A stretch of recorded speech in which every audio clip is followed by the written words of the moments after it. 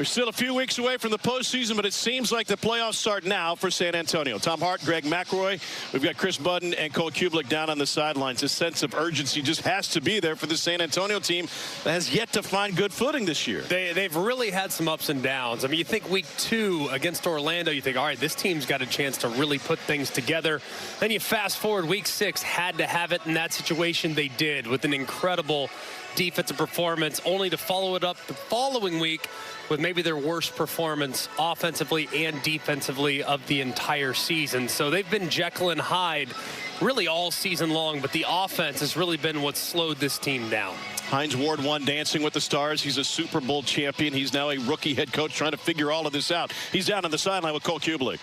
Coach Ward, we've come full circle at quarterback. You've played 4 this season. Jack Cohn, your original starter, back in the lineup today. How do you help him be more successful this afternoon?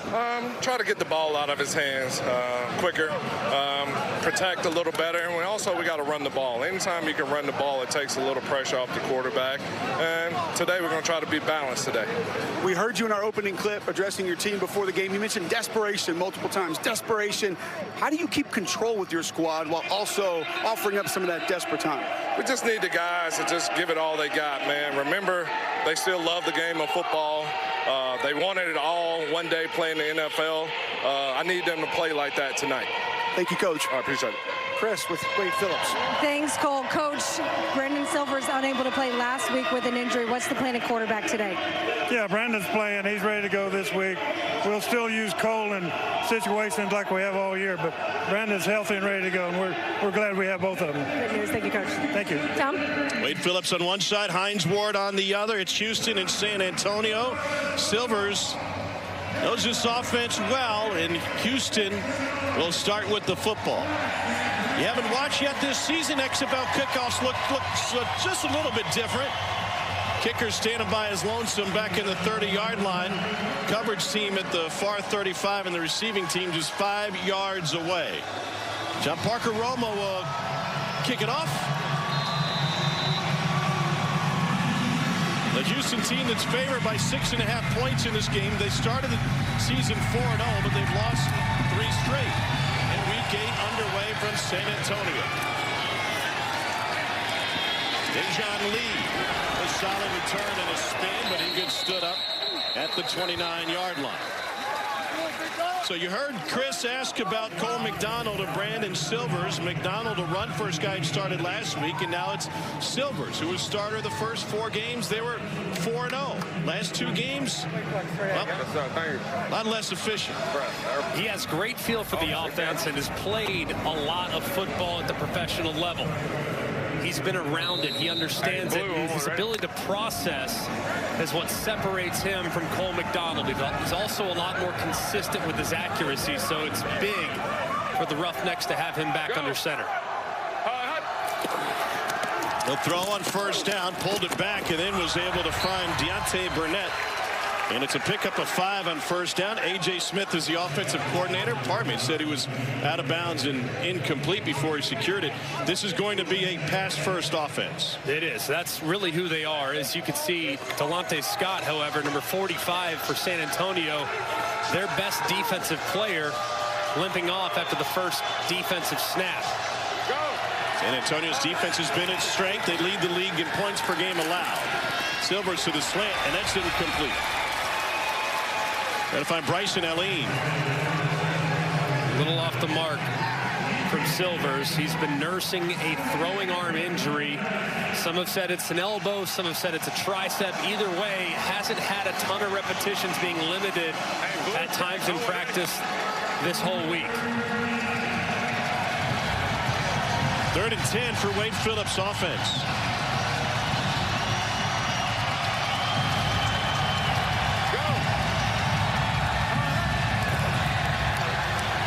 Man rush. Silvers delivers it on time, and that's good for a first down to Justin Smith. Nice timing here on the curl flat. You see man coverage. You know you have to put it right on the receiver's body. It's pretty good coverage there defensively from Ryan Lewis, but the accuracy from Silvers on display there for the first down conversion. These same teams met in week 3, a Houston win in Houston. Offensive coordinator A.J. Smith says we want to get back to that same plan of attack. Up, trips left up, red F option dog. Now last time the corner trapped the hitch, so Z take an outside release.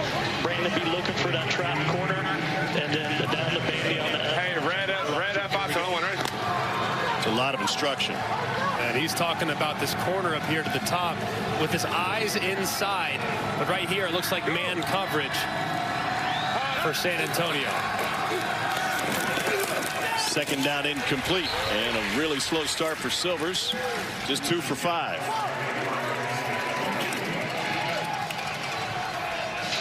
No. Go turbo, turbo, turbo. Trips left, purple. Turbo, turbo, trips left, purple. Go, go, go. Line up. Trips left, purple. Purple, right. When you hear purple, there's no offensive play called here. They're going to get up to the line of scrimmage and diagnose the defense. And right here, it's looking like 2-man from San Antonio. Got San Antonio to jump. Silvers will get taken down. It'll turn into a free play as Mike Scott jumped off sides with the hard cadence. Offside number 44. Let's enforce it on at the snap.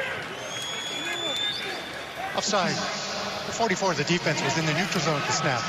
This is a 5-yard penalty. It's still third down. And when they call purple, and if there's a defender that jumps in the neutral zone, the center will automatically snap it, which means the quarterback has to get the ball out immediately, or it's going to result in a sack as Silvers now gives way to last week's starter, Cole McDonald, who's been in the game an awful lot this whole season on 3rd and short situations because he's more of a run threat at the quarterback spot. 1 touchdown and 1 pick last week against St. Louis. Max Borghi gets a handoff. He's got enough for the first down. And another 3rd down conversion for this Houston team. First run of the game for the Roughnecks. Silvers back in. Hey, red F adjust. On, right?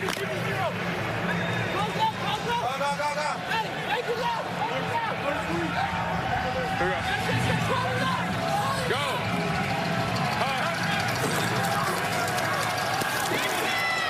Down the sideline, Borghi with an over-the-shoulder grab. It's a pickup of 20.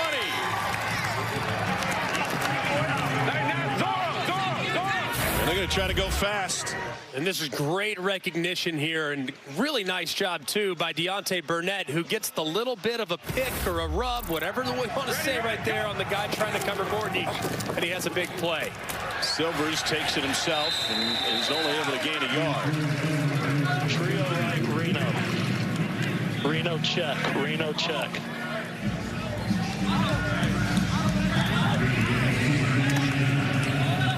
Brandon Silvers ran a version of this offense at Troy.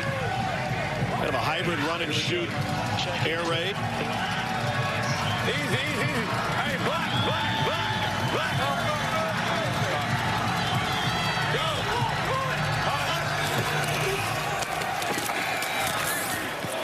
And that one's complete again for 4. First catch for Travell Harris out of Washington State. And a big hit delivered that time by number 15, Jordan Williams, who at the second level for San Antonio does an amazing job. One of the most productive defenders in the entire league, all over the field. They can heat up the quarterback, too, with great speed. Up next, have already converted a pair of 3rd downs. Play clock at 2. Here comes the pressure. Silvers gets away. Sidearms for a first down and more. Harris gets finally punched out inside the 5. Another huge 3rd down conversion. A really nice job here, stepping up by Brandon Silvers. You see the wide rush around the right-hand side. He steps up, keeps his eyes downfield. Scott uncovered, Harris uncovers, excuse me. He makes the accurate throw for nice run after catch as well. Just a great job of Silvers moving up in the pocket and continuing to keep his eyes downfield. San Antonio, one of the best quarterback pressure teams in the league. Hines Ward wants to use the timeout here. He wants to challenge. Hands to the face. You want to talk hands to the face. Yes. By which tackle? Left tackle or right tackle? Right tackle. 79. 79 right tackle. And you hear I got a good look. Every coach has one challenge in the XFL. You can challenge anything. You can challenge penalties. You can challenge no calls. Frank, he's challenging hands to the face, right tackle 79, correct? San Antonio is challenging hands to the San Antonio is challenging hands to the face. The offense. So I'm starting with my card. Again, there's a rip. There's a quick hand to the face. I don't see anything prolonged. Go to that end zone shot. I was looking at it. James Moore's the right tackle. Mike Scott the rusher. End zone shot shows me pretty much the same His left thing. hand is on his head. He's looking at his left hand on the back of the helmet too. Hines is. Left hand on the back wall. His hands in his The face. foul's the right hand. I don't see anything prolonged. He doesn't pin the head back. Frank, after review, there's no foul for hands to the face. There's no prolonged action. There's no forcible blow. He doesn't pin the head back. So the ruling on the field. No mask. There's no breath. Okay. Nope. After reviewing, there is no foul for hands to the face by Houston. San Antonio has lost their ability to challenge for the remainder of the game, and they are charged their first time out. And it's rare that the coaches, this is by far the earliest I've seen a challenge used in the 7 weeks and change already. As you can see on the right side, the hand is up close to the face mask, and it can be engaged, but doesn't feel like it's prolonged. And you heard Dean explain exactly what boxes need to be checked for that hands to the face to be called. Didn't feel like there was enough there. Same tempo. And as a result, the play will stand. Hines has been red hot with his challenges all season. Much better than the average in the league. Borgie the running back. First and goal for Houston. 11th play of the opening drive. Borgie trying to find some space. It's taken down after a gain of a couple. Jack Kerner, the safety from Iowa, came in to make the stop. Regular, strong left, nasty, H-orbit, Bronco stare, Z plants.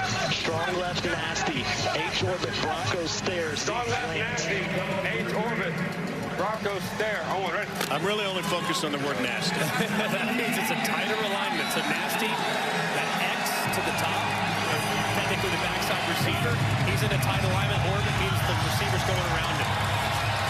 The throw. Caught! Touchdown, Houston. Deontay Burnett. Nasty leads to 6.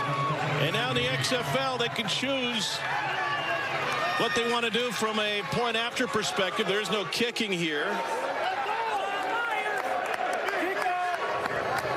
Good start. Good start indeed. Cashing in on a 12-play drive. Y on. Same Broncos. Oh, ready. They are 0 for 7 going for 1 this season. You see the options available.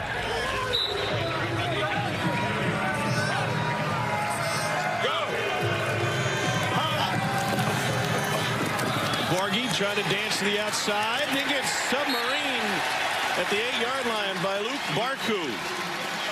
The opening drive, nasty, and that's how they ended it. Not nasty if you are a Houston Roughnecks fan. Great play action fake in the middle. You find the glance right around it for a nice opening drive touchdown as Houston's on the board. There it is. There it is. Touchdown.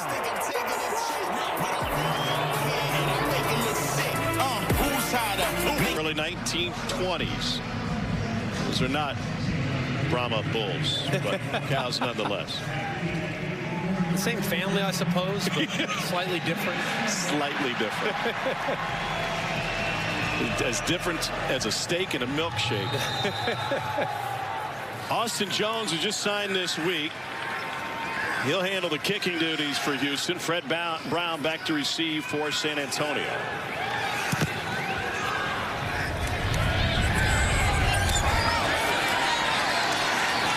Full head of steam. Nice little duck. Takes it out to the 26. We have a flag on the play. On the near side. Flag on the ground. Yes, it's okay. Who's the foul on? Kicking kick. See if Coach Ward wants to tack it on. He wants to re-kick. He wants to re-kick. All right, let's tee it up again.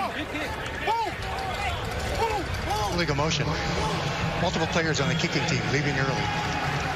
5-yard penalty will be assessed from the previous spot. We will kick again.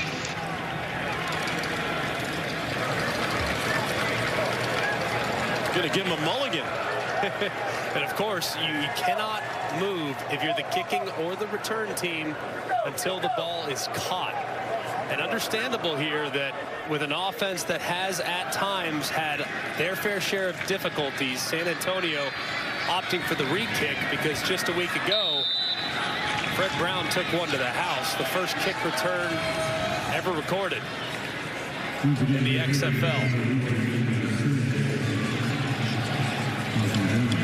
So Brown sneaking up towards his 10-yard line. It's going to be a short one. Takes it at about the 18. Couldn't find the first hole and gets bounced backwards. Brandon Silvers led Houston to an opening score. Here he is with Chris Budden.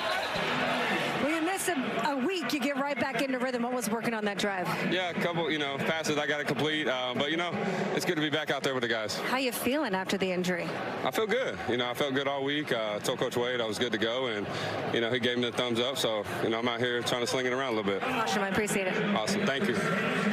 Back from a grade 2 tricep strain. Meanwhile, 4 different quarterbacks have started this season for San Antonio through 7 games.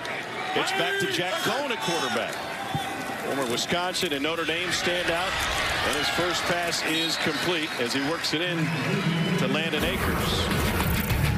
So here's the background for Jack Cohn. Made his mark in the Midwest, helped Wisconsin the Big Ten championship game, and they ended the season the Rose Bowl in 2019 before transferring to Notre Dame, and he came out slinging and set a Notre Dame record in the Fiesta Bowl for passing yards. Eventually signed with the Colts as an undrafted free agent.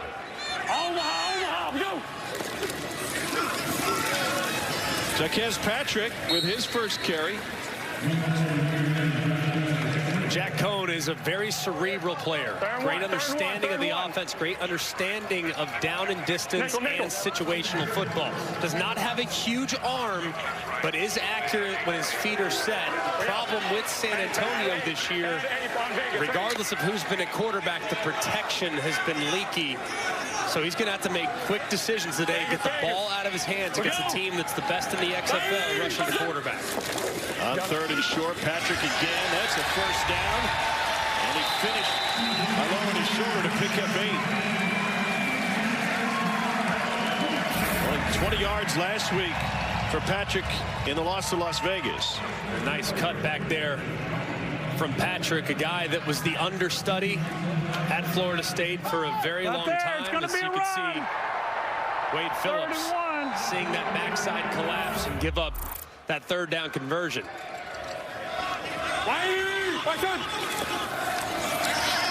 Cohn working it to Patrick, able to thread the needle for a first down. And coming out of Florida State, some big moment experience for Patrick. Absolutely, and he was really the change of pace back there at Florida State. Didn't get as many opportunities because Dalvin Cook was the guy in front of him. Doesn't mean he didn't have talent. He's really good. Straight line, he's 240 pounds. He can get downhill. Proving, though, in the XFL, he can be a factor in the passing game as well.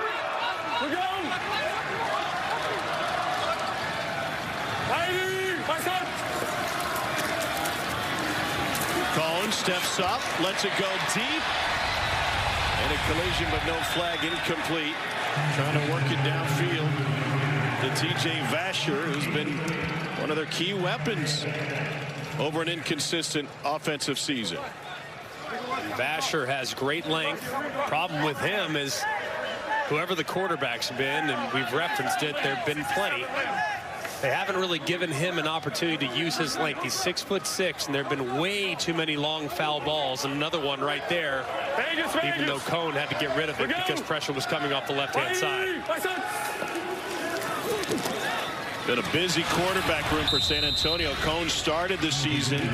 Juwan Pass started last week against Las Vegas. In between, There's Kurt Bankert and Reed Sinnott. Bankert suffered 3 fractured ribs last week. Was able to finish the game, but they weren't positive that he'd be able to go and be effective this week. And they added Paxton Lynch this week, too, former first-rounder, most recently having played with the Orlando Guardians. So quarterback has been very up and down for San Antonio. Shift in the pocket, and that's complete for a first down to the 20-yard line. Landon Akers had a big game last week against Vegas with 75 yards on 6 grabs. Nice job here by Cone, sliding in the pocket, buying just a little bit more time to allow Akers to run the over route. He squeezes it in between 2 defenders and picks up another big play. It's been a really nice start for San Antonio offensively. 8th play of the opening drive. Patrick again. They've shuffled offensive coordinators. Jimmy Johnson is the play caller. Let's go nickel 13. Nickel 13. Somebody get Nick. Nickel 13. Left hash. Let's go toy right. F back. Bad Twix F gone. Hey, bad Twix F gone. Bad Twix F gone on Vegas. Ready? I've never had a bad Twix. They've gone Twix in the past. It's been a little bit of a screen, so let's see if they run that screen to the left. Go around. There you go. Now you should have a screen to the left. Should be good against pressure. Patrick sneaks out. Good hands. Got through the first. Got through the second. Chuckes Patrick. Touchdown, San Antonio.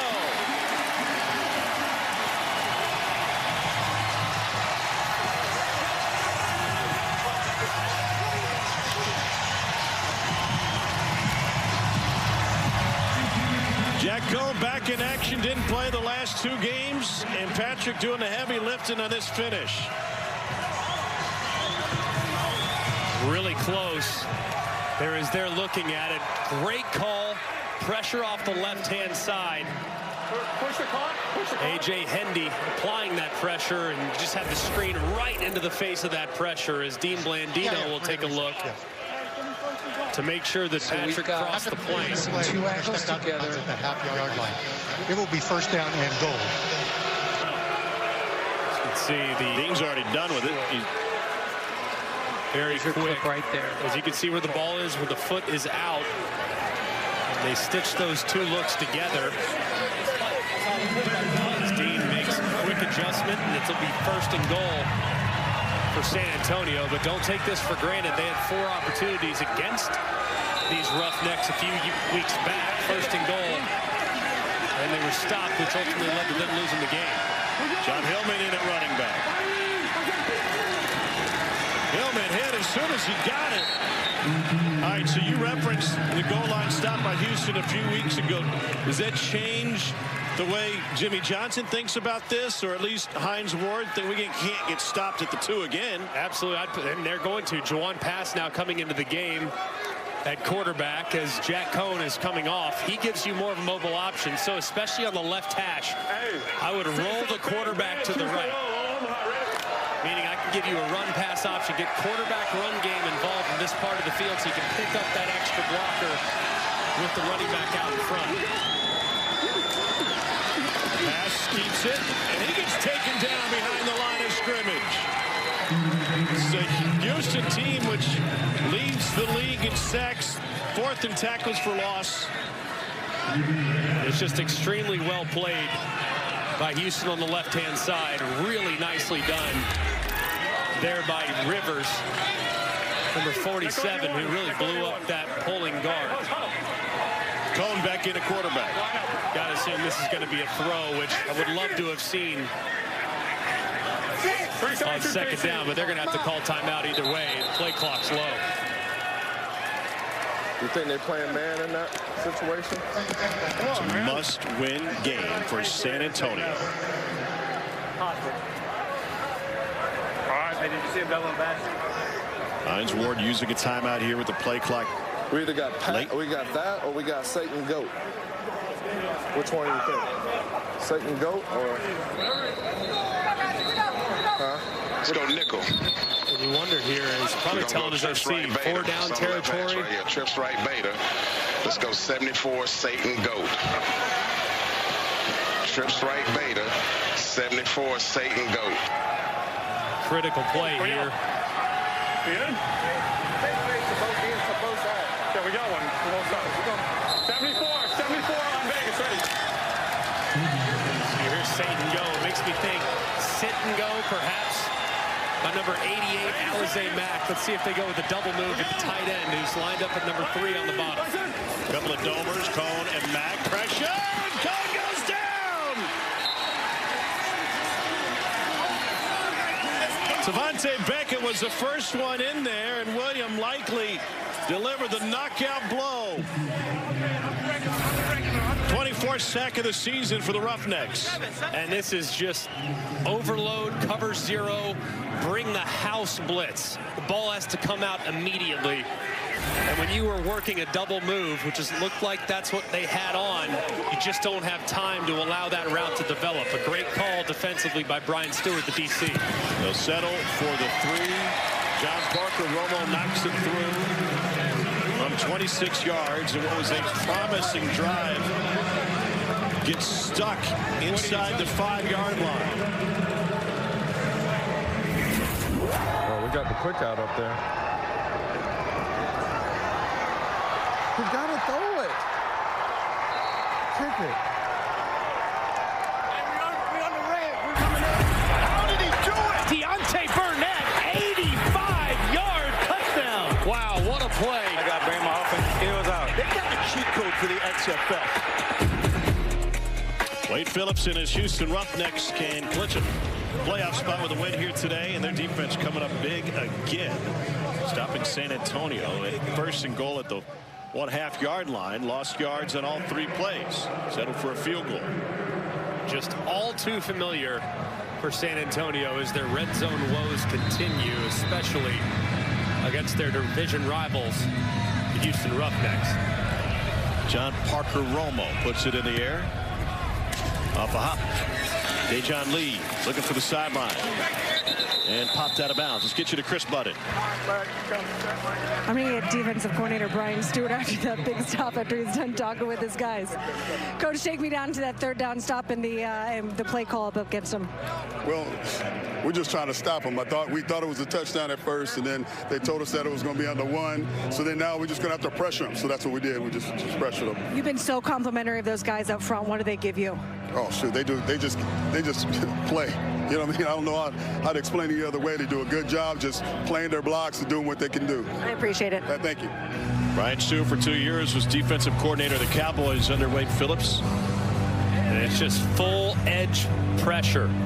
You have one-on-ones, and if you're in an empty situation like San Antonio was, you want that. You want that empty pressure because you know there's not going to be any overhang in the secondary. Movement. Receiving team moving prior to their eligibility to move some.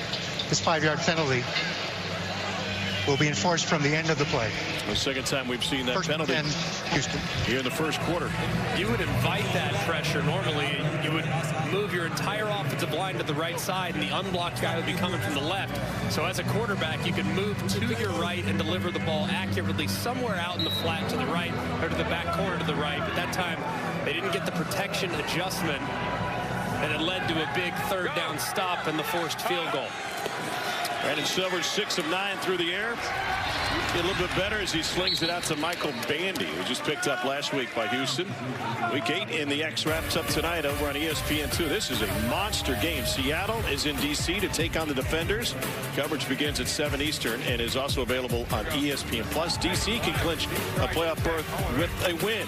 Meanwhile, Seattle's riding a 5-game win streak. Part of that game is in Seattle. And total in that game in the upper 40s. So expecting a lot of points there between those 2 explosive offenses. Silvers goes down the sideline and incomplete. And what an opportunity for Tenny Adewuse.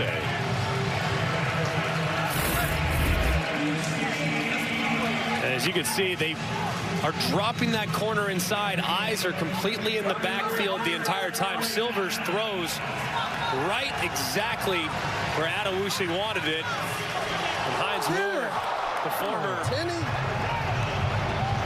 pro wide receiver saying that's why you play defense right there. You got to reel that thing in on the sideline.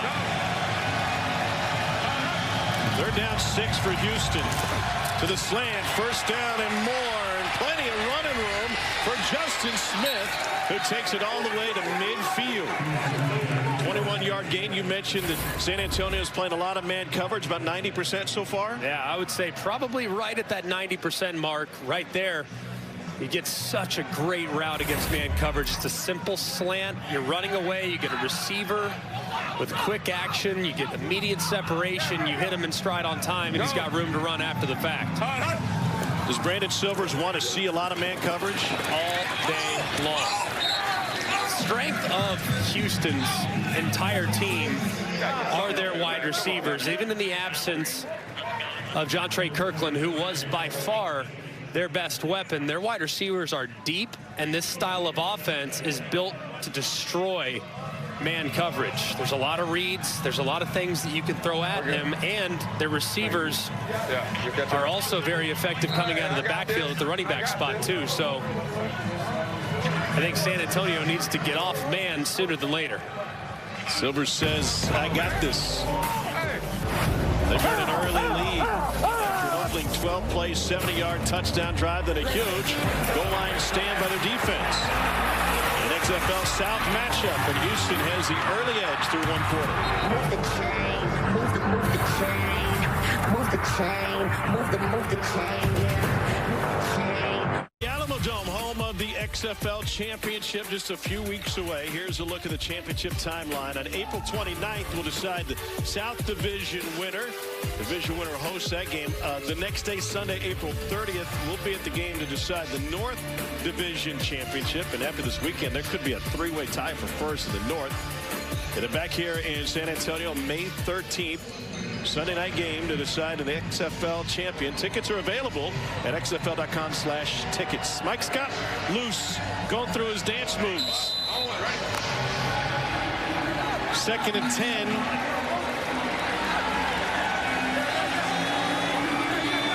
For Houston.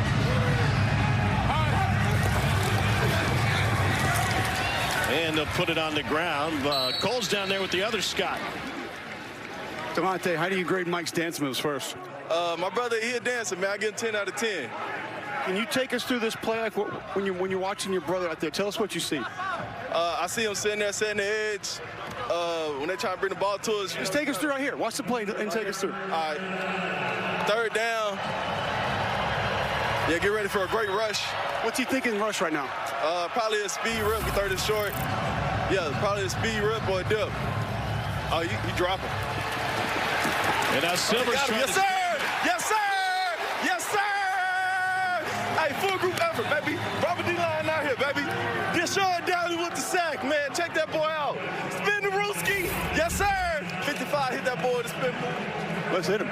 There's a spin move he was talking about by Deshaun Downey. He played his college ball at UMass and knocked the helmet right off of Brandon Silvers on 3rd down. Tell me about that spin move. Man, we've been working all week, man.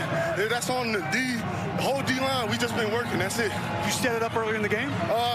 Man, we just been studying all game. They've been oversetting all season, so we just taking advantage of what they're giving us. Thank you. No problem. That's great film work, and it results in a pressure that gets the ball back after a 38-yard punt. I'm pretty impressed right there with Mike Scott. I think he told us what every single defensive lineman did on that specific play. He said, oh, he's dropping. Oh, spin move. Like, he knew every single thing without seeing a replay or anything. Cole, how did he see all 4 rushers at the exact same time? If you talk as much trash as he does in-game from the sideline, you have to pay attention, because he does not stop talking the entire time. Every time he's off from the sideline, he's running his mouth the entire time. Love that. Delonte and Mike, brothers from Texas, played at SMU and Oklahoma State, respectively. Jack Cohn on the move.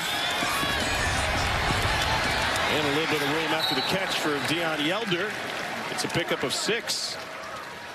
28 NFL games under Yelder's belt. Originally signed with the Saints as an undrafted free agent in 2018 out of Western Kentucky. And these 2 tight ends for San Antonio are weapons. Yelder, big, physical at the end of the line of scrimmage. Really your more traditional tight end. And then you have Alize Mack, the former Notre Dame Fighting Irish tight end who is really athletic and a real factor in the red zone. Cone pressured and dropped. Man, they got there in a hurry. C.J. Brewer got the keys to the sack, and it's a loss of 7. Just miscommunication here on the right-hand side. Yelder blocks out, and the right tackle doesn't get out fast enough. So they just weren't on the same page on a quick little token play action in the backfield. And there's absolutely nothing Jack Cone can do under that type of pressure. Now right tackle Derek Kelly back in action after missing some time. The San Antonio offensive line has been a revolving door. Now Kelly moved early.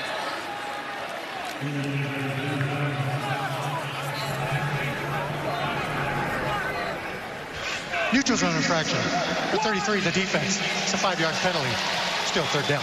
Ryan Stewart and Wade Phillips both saw something different. All right, here we go. Here we go. Tommy mentioned the San Antonio offensive line. Dwayne Wallace getting his first start. He came over from D.C., been on the roster for 2 weeks. And Mike Brown, his first start of the season as well. He's only been on the roster for a week and a half. Wallace 62 at left tackle. Yo, Vegas. We go. San Antonio caught a break. The neutral zone flag, 3rd and 6. Cone going back to his right. And that's Vasher. And it's a flag, but a first down catch.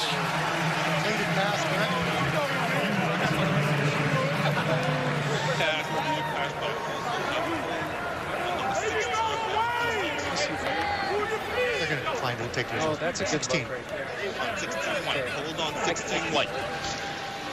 Holding for 16 of the defense. This penalty is declined. The result of the play is a first down. It's Raleigh Tejada who got flagged.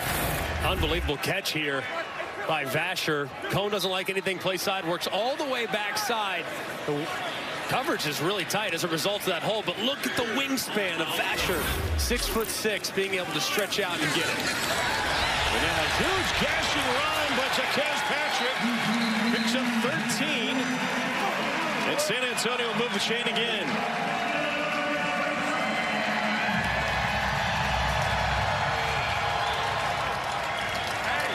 Bad Gazelle alert. Bad Gazelle alert on Vegas. Ready. Bad Gazelle, it means the run is to the left, but when you call it alert, you can check it and move it to the right. Now, the run is going to go to the right-hand side. What does he see to make him shift it from left to right? It's dependent on a couple of rules that you would install throughout the course of the week. Sometimes you run to the tightest shade, meaning the guy that is closest to the center. Some other times you run away from rotation. So if a safety, for instance, is spun down to the left, you would run away from rotation, so you would run it back to the right. Just depends on what your rules are on a week-to-week basis. We go. It's 2nd and 8, multiple flags in the air. And Patrick stumbles his way forward for a pickup of 3. UF Cole. Yes. 98. Yep. We'll go 98. Yep. We have a spot. And we're going to go enforce it. Force the foul. That's C.J. Brewer. What would be the foul? He had the sack earlier this drive. I hear it.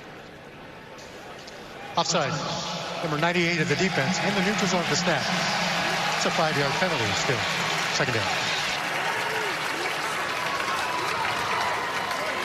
Meanwhile, Patrick comes off the field. Had a little bit of a limp after that last run. That's significant, too. They're already without Kalen Balaj, who injured his Achilles a couple weeks ago. Him and Patrick were the 1-2 punch.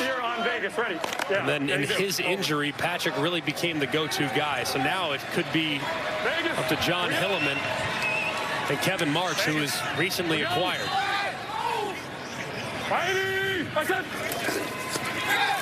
On play action. Cone gets out of the pocket and is able to scramble for the first down. Jack Heflin got a hand on him but couldn't bring him down before the marker. A good job of Cone stepping up in the pocket, recognizing the coverage good. Go get what you can.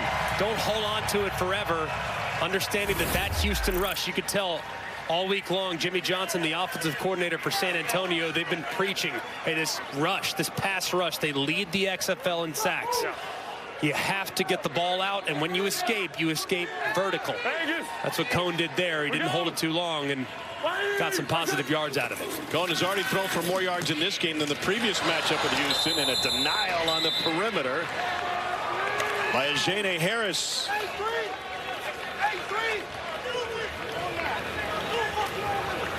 Stay nickel.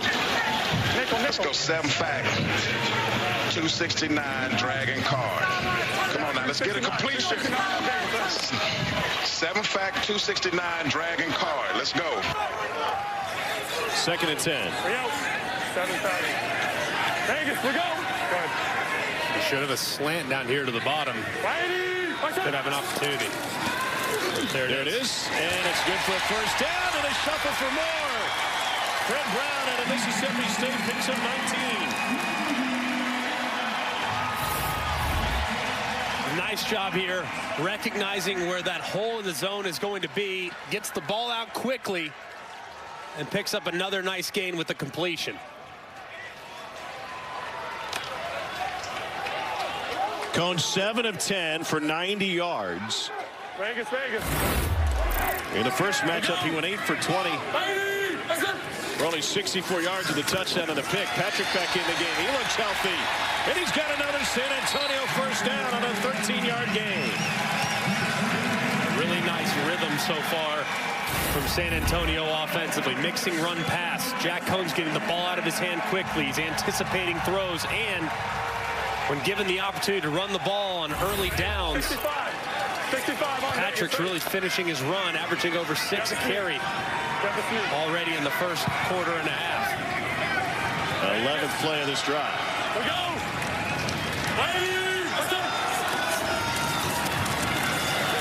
Cone got tripped up and gets taken down. Jack Heflin with the sack. Glenn Logan of LSU was in there as well. And Logan is still down. Well, Jimmy Johnson have a little bit more time to think about the next play call.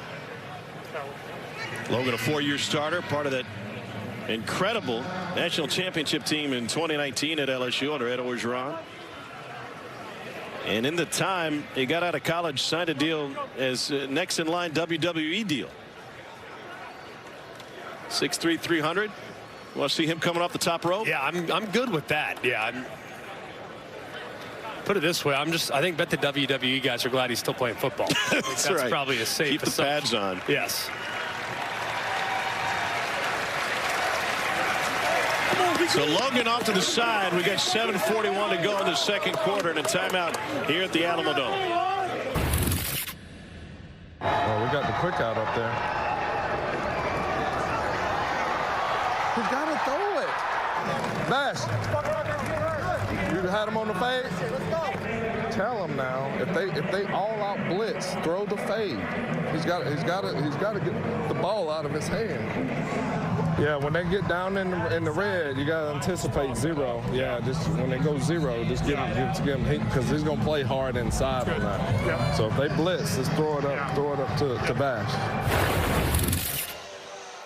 Two things we learned there. All-out pressure, ball's got to come out quick, right? We understand that. The second thing, there has never been a receiver that's ever been covered, ever. So when Hines Ward asked T.J. Vasher if he had him on the fade, that wasn't a real question. That was a rhetorical question. He knew the answer before it even needed to be said.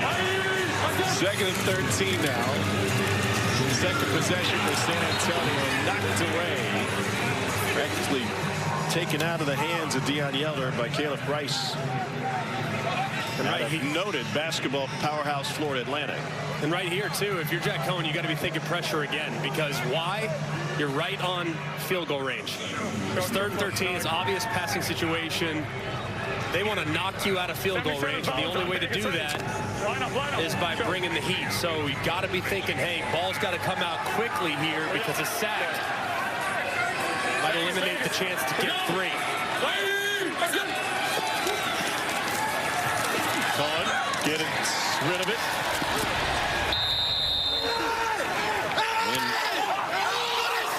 And Alize Mack picks up a few. And they'll try for a field goal from John Parker Romo, who's already hit from 26.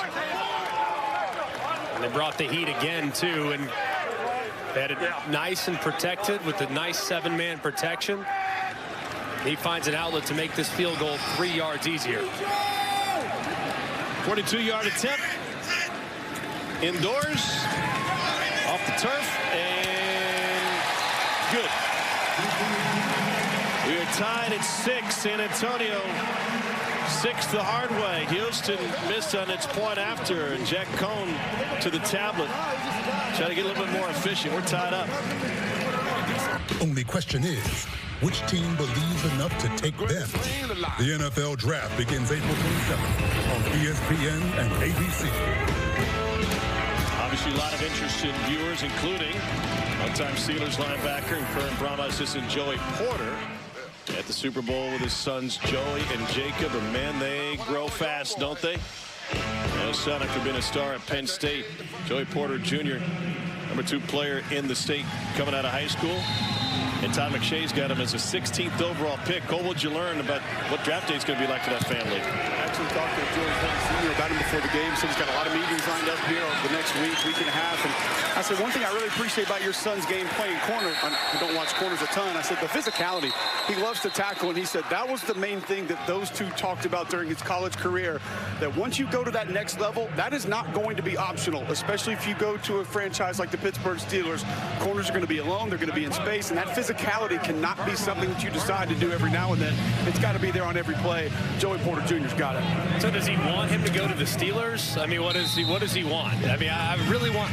You're like that much of a diehard, so ingrained in the Pittsburgh Steeler culture. I mean, what if he goes to Cincinnati? How weird will that be? Well, he's meeting with the Ravens this week. Here's a swing out to Borghi. And he gets bottled up. The funny thing is, I feel like Joey Porter would have been a great Raven. You know what I mean? Like the Steelers and Ravens are kind of cut from the same cloth, like physical, want to just absolutely maul you at the line of scrimmage. I mean, that's who they are. So if he goes to the Ravens, that would make a lot of sense. But that would make for an interesting dynamic 2 weeks a year when the Ravens and Steelers are playing each other. I think it'd make more sense to go to the Steelers as a Steelers fan who hasn't drafted a decent corner in about 2 decades. How do you really feel? On 2nd and 2, Cedric Byrd can't get back to the line of scrimmage. Jack Kerner coming up to make a big stop. He was signed by the Saints as a free agent coming out of Iowa. 2nd team all Big Ten. There we go. Turn back purple. They hear purple again. That's when they'll go up, take a picture, see what they're in defensively, and then get an optimal call. Once again, it's looking like man coverage here. They hear Bucks. That'll be a handoff, and I like it a lot. There's only 2 guys on the left-hand side. Borghi has space, and he picks up the first down. It turns into a simple math equation, huh? G-Mac, A.J. Smith was telling us about that on the field before the game. He said, I feel like I can get that defensive front 7 misaligned on a regular basis. He did it the last time those 2 teams met and obviously found a way to steal yards again right there. And right there, you have 2 defenders on the left side of the center. You also have leverage with the center against the defensive tackle. You pull a guy around, and next thing you know, football's all about numbers and leverage. That time, numbers were very much in Houston's favor. Silvers with a hitch. Here's the goal. Open, but incomplete. Deontay Barnett, intended receiver. Okay, here we go. Go Charger. Trips right up. X-Pac. F-shift X-Pac. Blue. Trips right up. Blue. Saw A.J. Smith's manila folder last weekend. Pickleball champion written on the back of it. He said that was a message to my nephews in Utah who think they could beat me at pickleball. Just a little reminder. On 2nd and 10, a bullet incomplete. And a flag down. Trying to get it to Justin Smith. He got taken down before he got to the middle of the field. Okay, right there. I'm on the ultimate. Boom. Where's my flag? Defense 28. Flag good. Jack Kerner in coverage. Pass interference. 28 of the defense. The penalty is a first down at the spot of the foul.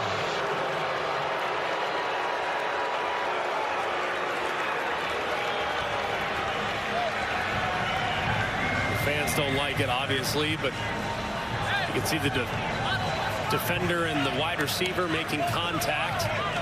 Could feel a little incidental, but either way, that'll be a good call. Keep an eye here. You have this underneath and this out the gate. They already hit it for one big play early. If they're in man coverage again, could be another big hitter. Looking for him. And a little bit behind. All right, here we go. Give me this. Give me this. Trio right. Reno check. Trio right. Reno check. Just get ready for red fence. Just run red fence. Red fence. Hey, red. And Deontay, that's you in the out here. Red fence. Reverse to go. Yeah. Number 1, Deontay Burnett. Run like hell. Bottom of the formation. Keep an eye on that. Go. Out the gate, possibly. The safety spins down. On a dead sprint, and it's a sidearm pass underneath the coverage and almost picked.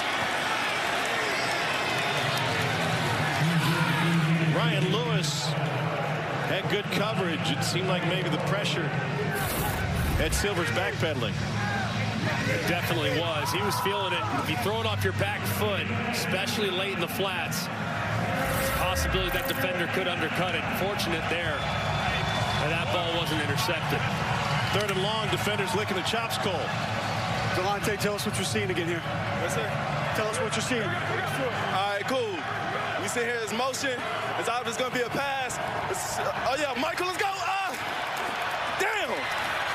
Brother just missed him, and it was delivered for a first down on a gain of 11 to Michael Bandy. Another good job there by Silver stepping up. You feel that edge pressure coming around the right-hand side, and a good job, too, keeping his eyes downfield as Bandy uncovers.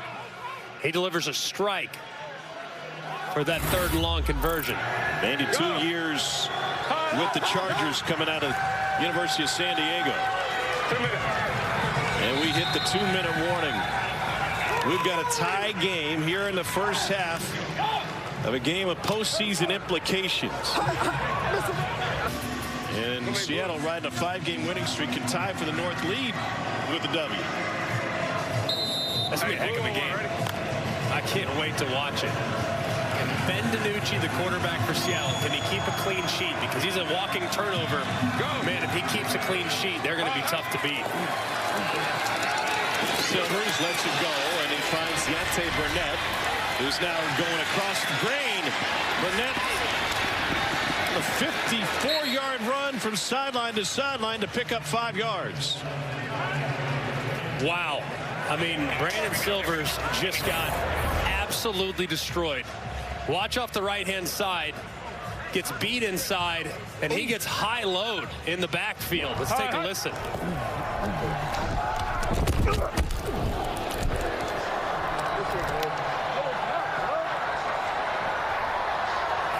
It was Drew Beasley high, Delonte Scott low. Man, that's a big shot. They'll ask him to throw following it. To the wheel route, try to go back shoulder, incomplete to Borghi. It doesn't seem like much, though. I mean, those hits, they probably always look worse than they actually feel. I'll say that. But the message that's sent to your guys, if you pop right baback up, goes a really long way. Now, that right tackle, I want to kick him as hard as I possibly can right in the behind. But he's hurt. He feels worse about the hit than I do. So it's great to see the quarterback get right back up. That sends the right message. There's 6 of 7 on 3rd down today. Shot to the end zone, and it's knocked away by Barku. Luke Barku got a challenge from his head coach Hines Ward last week. And Hines Ward fired up about a flag that didn't come.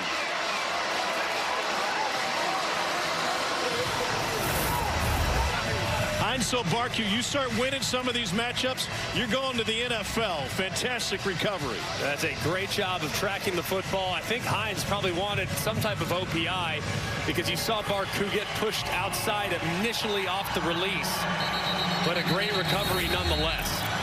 So a 41-yard field goal attempt coming from Houston. And their brand new kicker, Austin Jones.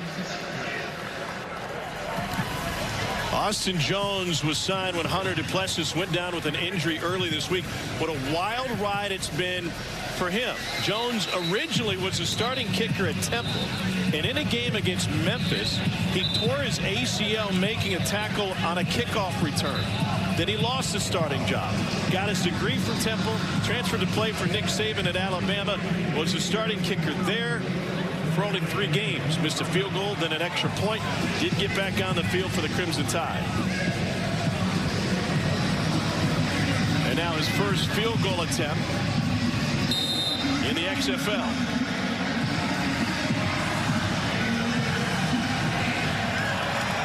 From 41 yards in the lead.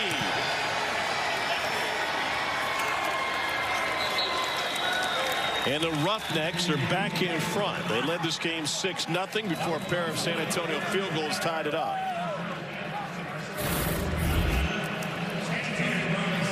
Perfect snap, matches laces. Nice high arcing kick. Right through the middle. And Houston takes the lead by 3. So we got 15 total points in this game.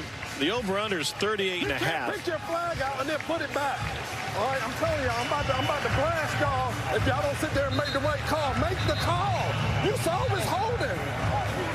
You saw him was holding. He was about to call it.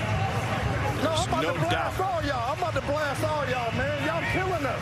Y'all killing us. Joy, get back, get back. Get back, get back, get back. Hines Ward certainly has a sense of urgency. Tell you what, I can probably take Hines's wrath, but if Joey Porter starts going after the officials, that might change some of my decisions. He has been on him for about 2 straight series, too. I've been standing right behind him. I know Hines would go in there, and he's not afraid of a little toughness, physical stuff as well, but Porter might scare me.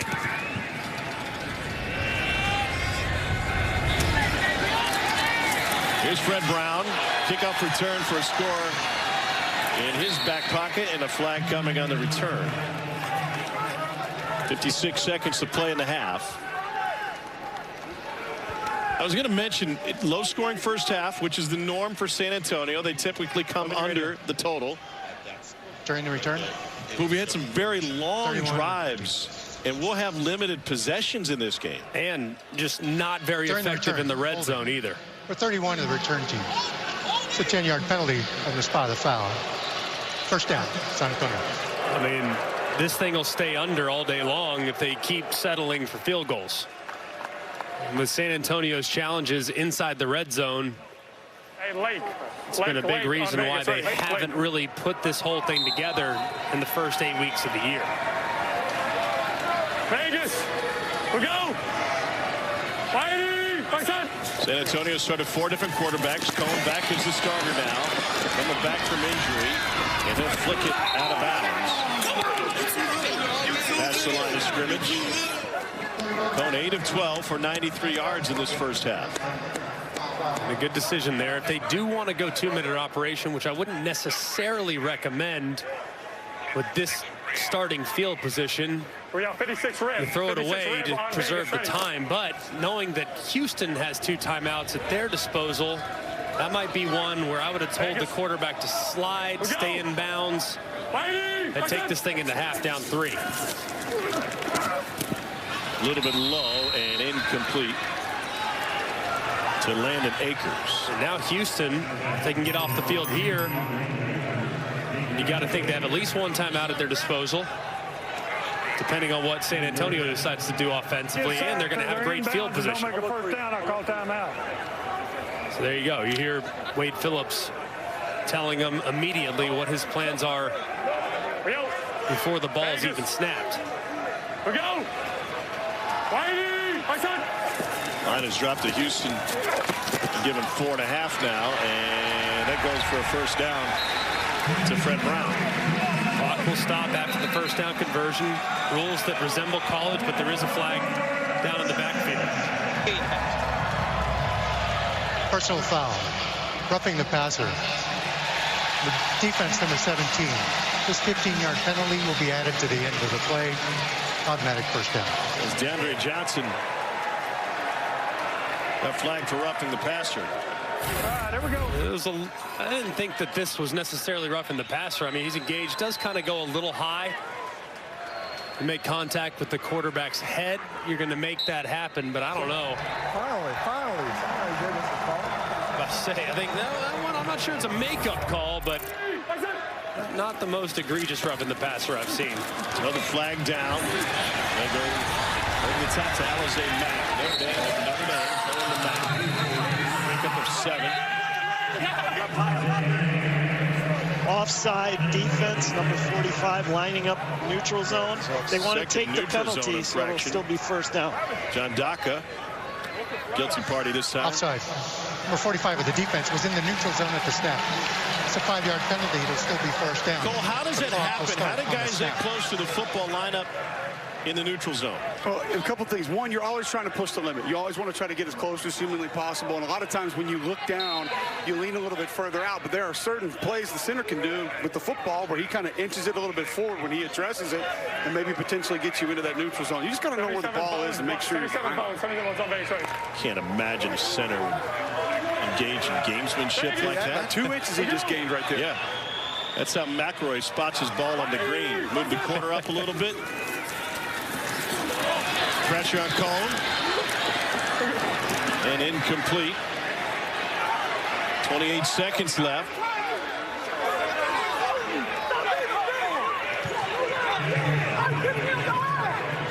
Easter greetings exchanged, and it results in a flag. We have intentional grounding. He's going to go 10 yards. You hear a moment ago, intentional grounding. Did he get outside the tackle box? That's the question. And we've got the ball. ball. I think he did, and I believe the ball got past the line of scrimmage, so it should not be intentional grounding. Yep. After reviewing the play, the ball did make it to the line of scrimmage. Therefore, there is no foul for intentional grounding. I love the fact that Dean pass. Blandino is on top of all of this stuff, and even before we show him on camera, he's already cleaned it up. It does not take long. No, it happens very quickly, and it's just an extra set of eyes that have access to camera angles that you can't see in real time. So the transparency as far as the officiating in this league is second to none. I wish it would be adopted at all levels of football. Might be a little much for middle school. 2nd and 5. Cone over the middle. Alizé Mack again. And he's going to give him a 3rd and 1. Tavante Beckett with the stop. And they'll use the timeout. As a kid from Texas, I can assure you middle school football is a very big deal. We might need to put in a central command center from the Dallas-Fort Worth area, and we take our middle school and high school football very seriously here, Tom. 3rd and 1. What's a good play call for San Antonio with 18 seconds left? I dislocated my pinky, but I popped it back in. Oh, that's good. Come again? Which hand? What are we doing? He pointed to his throwing hand. Huddle. Hey. Yeah, well. Doesn't look great. Hey. That's pretty tough. Good ape on Omaha. Ready? Good ape, so a little handoff to the right-hand side, getting the first down, and then I would usually call 2 plays here. Get the first down, then you're immediately up to the line of scrimmage, or you can clock it. So right here, you would get up and clock it immediately. A helmet came off of the Roughnecks. He's going to hurry back. This Charles Riley. Riley crawling around and wasn't ready to go with the helmet off. He was trying to go down. I mean, that was a little chaotic. He was trying to sit down and get relief, but we decided to just call timeout, it looks like. On that side of the ball. There you go. Are you kidding me? Who called timeout? You can see the helmet on the left side right there.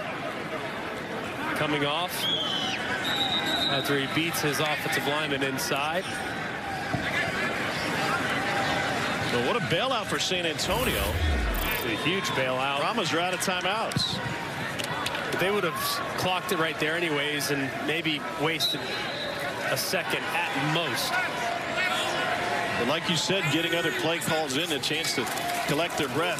Going over the middle, intercepted! William Likely had it thrown right to him.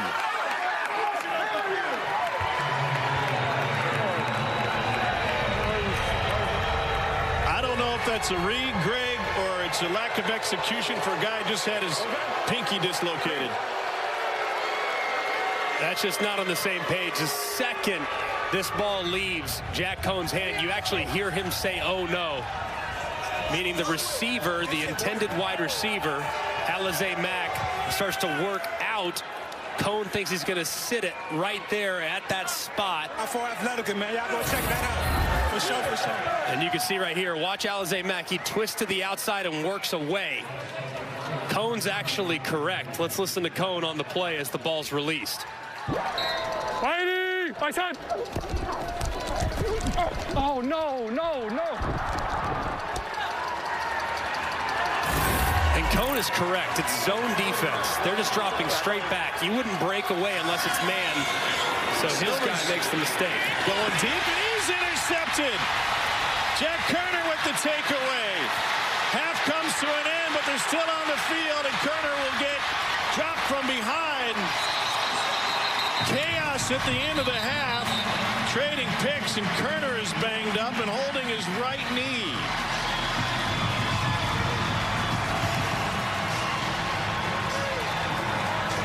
Well, Silvers was going to take a shot. No worse for wear on the Houston side, but real concern with Koerner of San Antonio. Just a greedy decision here from Silvers. Can't get enough on it. Koerner's over the top, and he makes the play and ends the half in exciting fashion up until the end when he gets hit low, and it looks like that right leg gets buckled underneath him. Just hope that young man's okay. You can see what Jack Koerner means to this defense. The majority of the starters and reserves were out there to check on him right away. Some still singing around, just trying to make sure, check on him, make sure everything's good. Just hoping the best for him. Just trying to give your team a chance, as even a member of the Houston Roughnecks, Jack Heflin, is out there wishing him his very best. Heflin and Koerner, teammates at the University of Iowa. Koerner will leave under his own power. That's good to see.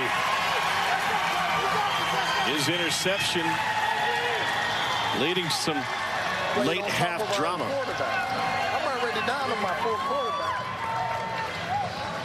Hines Ward is not done working the folks in stripes. Let's hear from the head coach himself. Cole. Coach, you've been frustrated with these officials the entire game. Just kind of take me through the mindset. What's bothering you? It's just frustrating when you see a ref about to pull the flag out and to not call it. I don't know. You saw the same thing that we saw, so I don't know why he didn't call it. But whatever it is, man, we can't let the refs control the game. We still gotta execute better. I mean, we're still in a dogfight. It's 9-6, man. We get the ball second half, so we'll see if we can get some points. Offense felt like they found a little bit of life there. The quick game seems to be helping you guys out. That was a major emphasis for you. Yeah, because we got to protect a little better. I mean, we want to take our shots, but, you know, we're getting the ball out of our hand, and we're still in this ball game, so we'll see what happens second half. Thank you, Coach. All right, appreciate it. Plenty more access coming your way. Silver's late interception, the only mark against him. He threw for 109 yards and a touchdown in the first half. We'll also take a look back at last week in the league as we move closer to the postseason. Houston needs a win to lock up its spot in the South Division Championship game. San Antonio has has to win to keep its postseason hopes alive. And we've got a tight one. 9-6 Houston at the half. Coverage from San Antonio continues after this. Antonio, an offensive-minded affair as Houston has a 9-6 lead. We aim towards the second half. Tom Hart alongside Greg McElroy. Great work by Chris and Cole down in the locker rooms. This is a San Antonio team that every time they take a step forward, the team seem to take a step back offensively. Yeah, they got to finish drives. I mean, they're doing a pretty good job right now moving the football. They're mixing run pass, and then boom, critical error. For instance, you lose 3 or 4 yards on 1st and goal from the 1. Then you have an interception as you're having a nice drive towards the end of half where you're not on the same page. They just got to string these plays together. And their mistakes, you can make mistakes. Mistakes are part of it, but they can't be catastrophic. And unfortunately for them, most of their drives have ended as a result of a fairly catastrophic mistake. Including the last one, which ended on an interception from Jack Cohn. A miscommunication with his tight end, Alizé Mack. Brown on the return. Stood up at the 25-yard line. Let's take a look at the first half stats brought to you by Progressive. Roughnecks, as expected, getting it done through the air. About even a time of possession, and each team turned it over once. I think there is an opportunity for Houston to lean a little bit more on the run game. Now, Brandon Silvers is not the same run threat as Cole McDonald, so he's probably not going to be a huge factor in this game given the man defense that they're playing, but they got to be a little bit more balanced. Patrick had that handoff on his hip, able to get going and secure the football. A gain of 2 on first down. Yeah, I mean, this was a kind of a strange exchange right there. Probably thinking that Jack Cohn is going to pull that ball on the zone read. But Patrick hangs on to it just long enough to grab it on the hip. Fortunate that that thing didn't fall to the ground. Cohn led Wisconsin to the Rose Bowl, Notre Dame to the Fiesta Bowl, and they run it again to set up 3rd and 6. Notre Dame record 366 yards and 4 touchdowns in his first game with the Irish. In the Fiesta Bowl record 509 yards and 5 touchdowns. Vegas, ready, 80 hop. We go. Vegas. We go. And Patrick back. My son. They're down 6, looking for Patrick, and it's batted up and intercepted.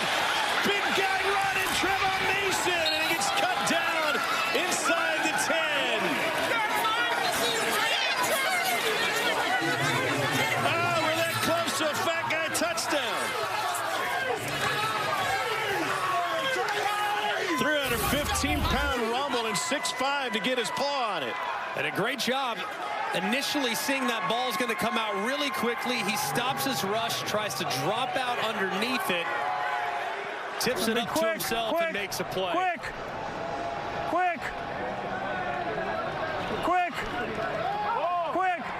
Got it. Go.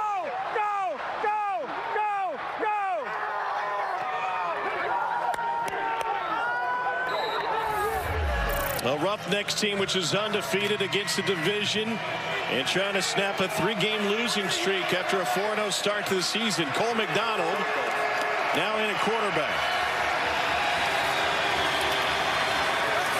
Next, Borghi gains 2. 2nd and goal coming. There's such a big play. They're still celebrating on the sideline, but get the big fella some oxygen, man. He's got to be gassed after rumbling and stumbling to near pay dirt there on the opening drive of the second half. Sometimes you hear about a player holding the ball like a loaf of bread. He was holding it like a can of soup. The hands are so big.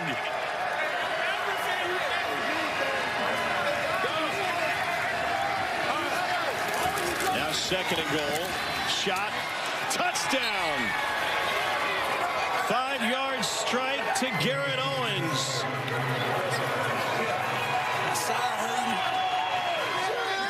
Set up by the pick.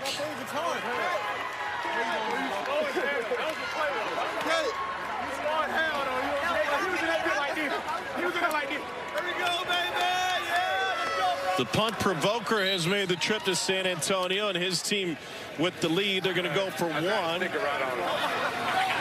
And look for a 10-point advantage. They're 0 for 8 on 1-point conversions this year.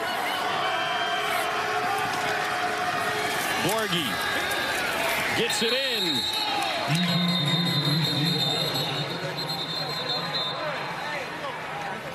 There is a flag. Number 10. He was on the line of scrimmage and went in motion. A Justin Smith flag. Illegal motion. Offense number 10. On the line of scrimmage went in motion. It's a 5-yard penalty. Try will be from the 7. Next play, get. They'll back it up. This is still only worth 1. Here we go. Trips right to Brown. Brown on one. Ready? Trevon Mason set it all up with the pick.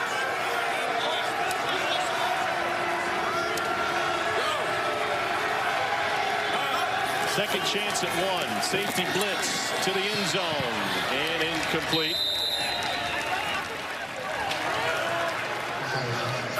So the 6 came easy thanks to the short field. Just a 2-play 7-yard drive as Owens out of Duquesne takes it in, but it was Trevon Mason who set it up. He's with Chris.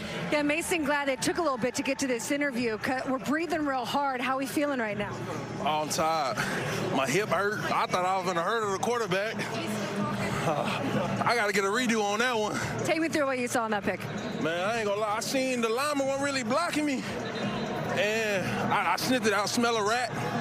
Screen. I seen him throw it. I tipped it, but I didn't think I was going to catch it. But it came back to my hand. I said, oh, baby, let's get it. Then I tried to score, and then it was just... How badly do you want to score, and how'd they catch you?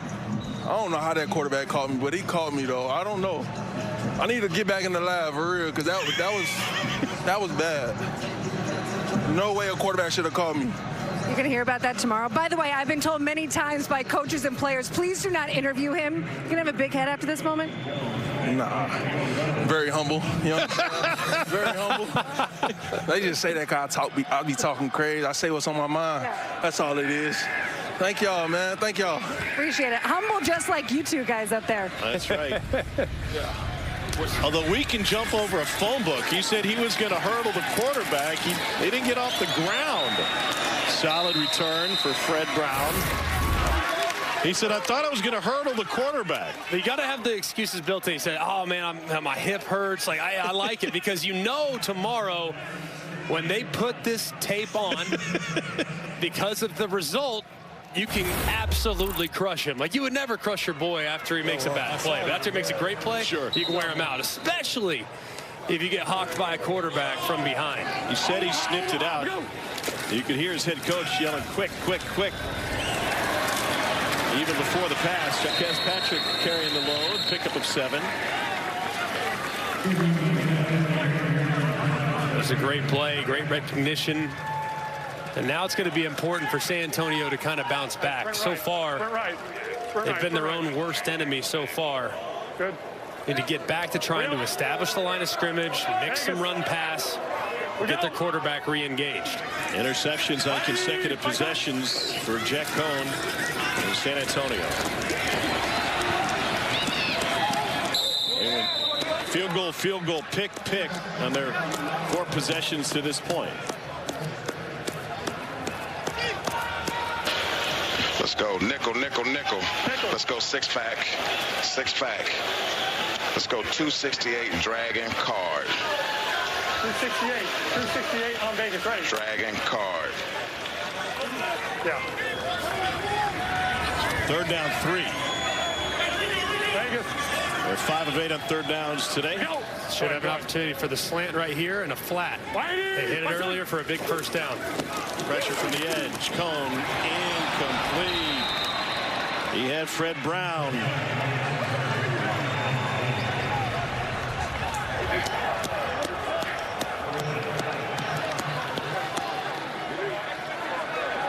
Where to hit him? Hines Ward knows it's getting late early For all intents and purposes, they need a touchdown today to stay alive in the postseason race. Brad Wing on his son's 10th birthday gets it away, and a fair catch asked for it will carry into the end zone. 56-yard punt for Wing.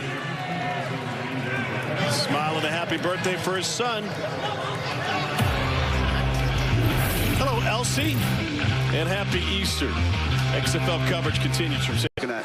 So field goal, I'm looking to see, where the laces are. Because, trying to make Brad's job easier too.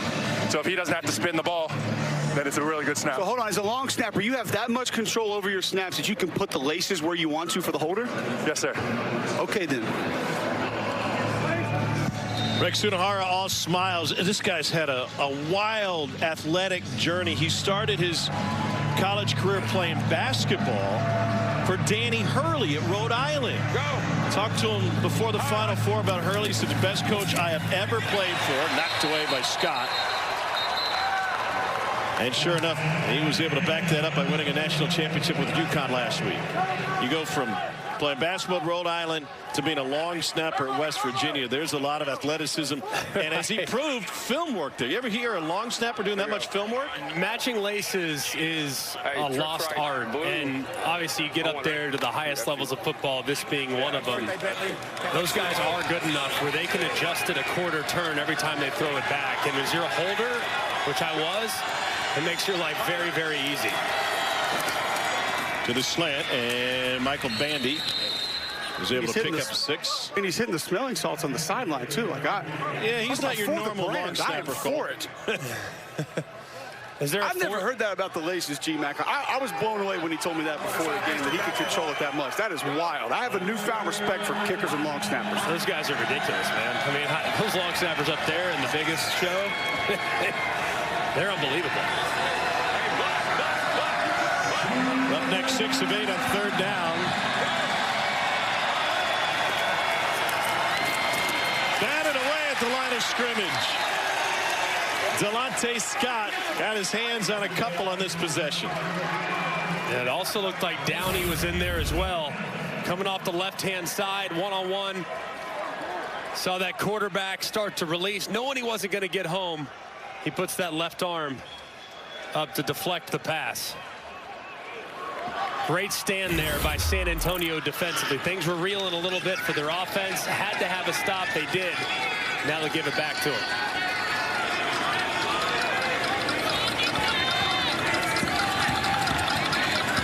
Terrell Bonds back to receive this punt from Race Porter, and a delay game. Offense. 5-yard penalty. See, Cole, you gave the long snapper and kicker and punter way too much love, and now they take a delay game. Come on, man. It's a law of averages right there. You give them love, and then now you have to take it away. It's just the way things work. Return to the mean. That's all it is. Brian Corey's the long snapper for Houston. Played at Division III Carnegie Mellon and was a school record holder in sacks before moving on to the Indoor Football League, the Spring League, the CFL, XFL, and some time in the NFL. They come after it and almost got it. And the thing checks up and takes a San Antonio bounce, a 29-yard punt. Week 8 of the XFL wraps up tonight. DC in Seattle to take on the Dragons, 7 o'clock Eastern on ESPN2. DC beats Seattle 22-18 in week 1. So here's a look at the standings. Vegas and Orlando have both been eliminated. So everybody live in the South, much of that guy's ship, love, and desire, and we could have a 3-way tie in the North with the Seattle win tonight. Tiebreaker is division record, and DC still has huge advantage there. Tonight's game's going to be off the charts. I think, look, it's close because there's obviously 3 great teams in the North, but I would say that Seattle might be the most interesting team, and they just signed Phillip Lindsay, the former Denver Bronco, a guy with a lot of juice at running back. So a team is extremely interesting. DC's first loss of the season came last week against Orlando. And meanwhile, Seattle red hot. DC with a win would host the North Division Championship. Keep them undefeated. You saw Ryan in division, I should add. Ryan Lewis helped off the field a moment ago by the athletic training staff. John Hilleman able to pick up 8 on first down. You hope Brian Lewis is okay as he was helped off now in the medical tent. Very emotional as he was going to the sideline. And San Antonio with another nice 1st and 10 run to open the drive. Now what can they do with it? Jack Kerner still hadn't played this half after getting injured on his interception to end the first half. Hilleman with the spin move. And he might be just short. Nope, it's good enough for a first down. Good individual effort here. Wasn't there initially, but you see him spin inside. Beckett over pursues, gets north and south, and picks up just enough for the first down. Vegas! We go!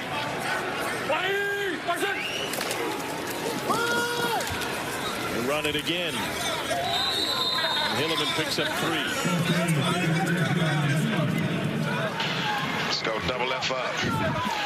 Fake bad frog pin. Double F up. Fake bad frog pin. Play action? Yeah, big play action. So pin, you have a post and an in. So this will be your big post, and this should be your in off of hard play action and full protection. All those runs to set up this one, and they have to dump it off to Hilleman. There's a flag down in the secondary. Goes as a first down and a gain of 9. Defense number 36. Okay, so that's more than 5. They're going to declare it. Yes, sir. So 36. ICT, Houston, 36, ICT. Illegal contact, 36 of the defense. Penalty is declined. The result of the play is a first down. Midway through the 3rd quarter. It was a good job of play action. The post is actually coming from the right-hand side, not the left-hand side. You see number 36 right there with the contact and the contact. And the reason why it was illegal contact is before the ball was in the air. So you see the contact there. It's a good call by the official, but didn't need it, obviously, with the first down conversion. Play action again. Cone gets sandwiched.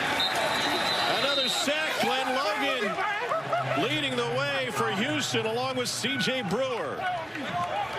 4th sack of the game for the Roughnecks, who came in leading the league in sacks. And there's just nothing that Jack Cone can do right here. Left guard gets destroyed inside. And as he's coming off of his play action, he already has Glenn Logan, who's right in his lap. The right side collapses as well as Norman Price is pushed back. Just nothing the quarterback can do. Omaha, go! It's a dangerous to run play action with a struggling O-line. The screen, get a few back to Landon Aikman. Late hit. San Antonio's out of challenges. Hines Ward used it on his first defensive possession. Let's go left hash. Let's go nickel, nickel, nickel. Let's go trips right alpha. 74 rib. Ice smash wide delay. Trips right alpha. 74 rib. Ice smash wide delay.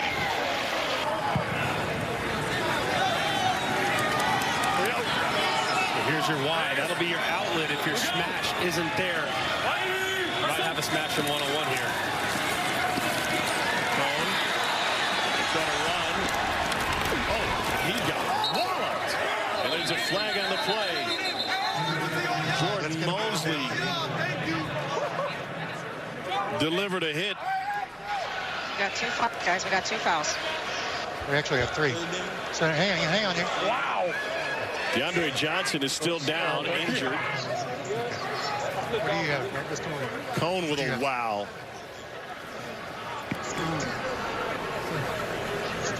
Defense. Holding offense, number 59. Okay, so we have 2 fouls, Yes. one by each team. Savante Beckett is also offset. injured. It's going to be a hold. Cancel. Yes. We're going to What was replay the number again, Milton? And hold 59. 59 San Antonio, OH. on offense. There are fouls by both teams. The penalties will offset. Holding, the 3 of the defense. Holding, the 58 of the offense. Ball will be returned to the previous spot. 3rd down. A good job of stepping up. Nothing open downfield. Saw the hold downfield. That looked like it was where Jack Cohn was going to go, but look at him finish. Understanding the down and distance, knowing you have to get, he also says wow at the end as he gets hit hard along the sideline. 268 on Vegas, ready. Yeah. 8th play of the drive. Vegas, we go. My son. 4-man rush.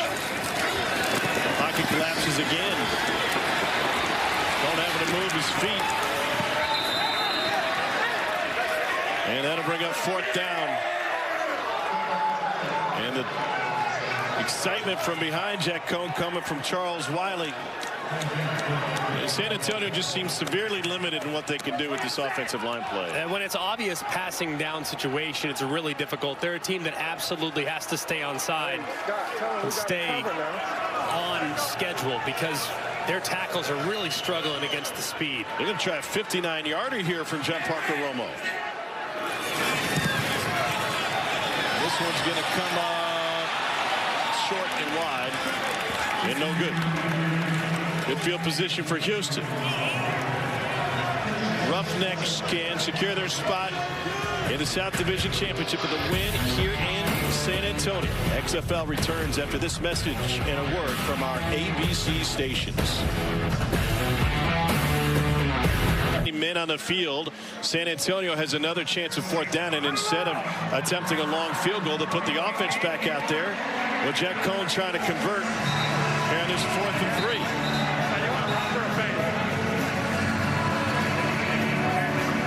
What, a pop or a fade? Who's he talking to? Vasher, maybe? They're 7 of 12 on 4th down this season. Vasher would be the guy you would look at. Vasher and Alizé Mack are the 2 most reliable guys you have. 18 and 88. They both have good size and length. I would say Fred Brown would be in that mix too, but he's on the list after dropping a pivotal 3rd down just to drive a go. So you can still trust him too. We got to get him feeling good about himself. Explode F-Left Zach 377 Z-Dum X-Fade on Vegas, ready. Fade, fade.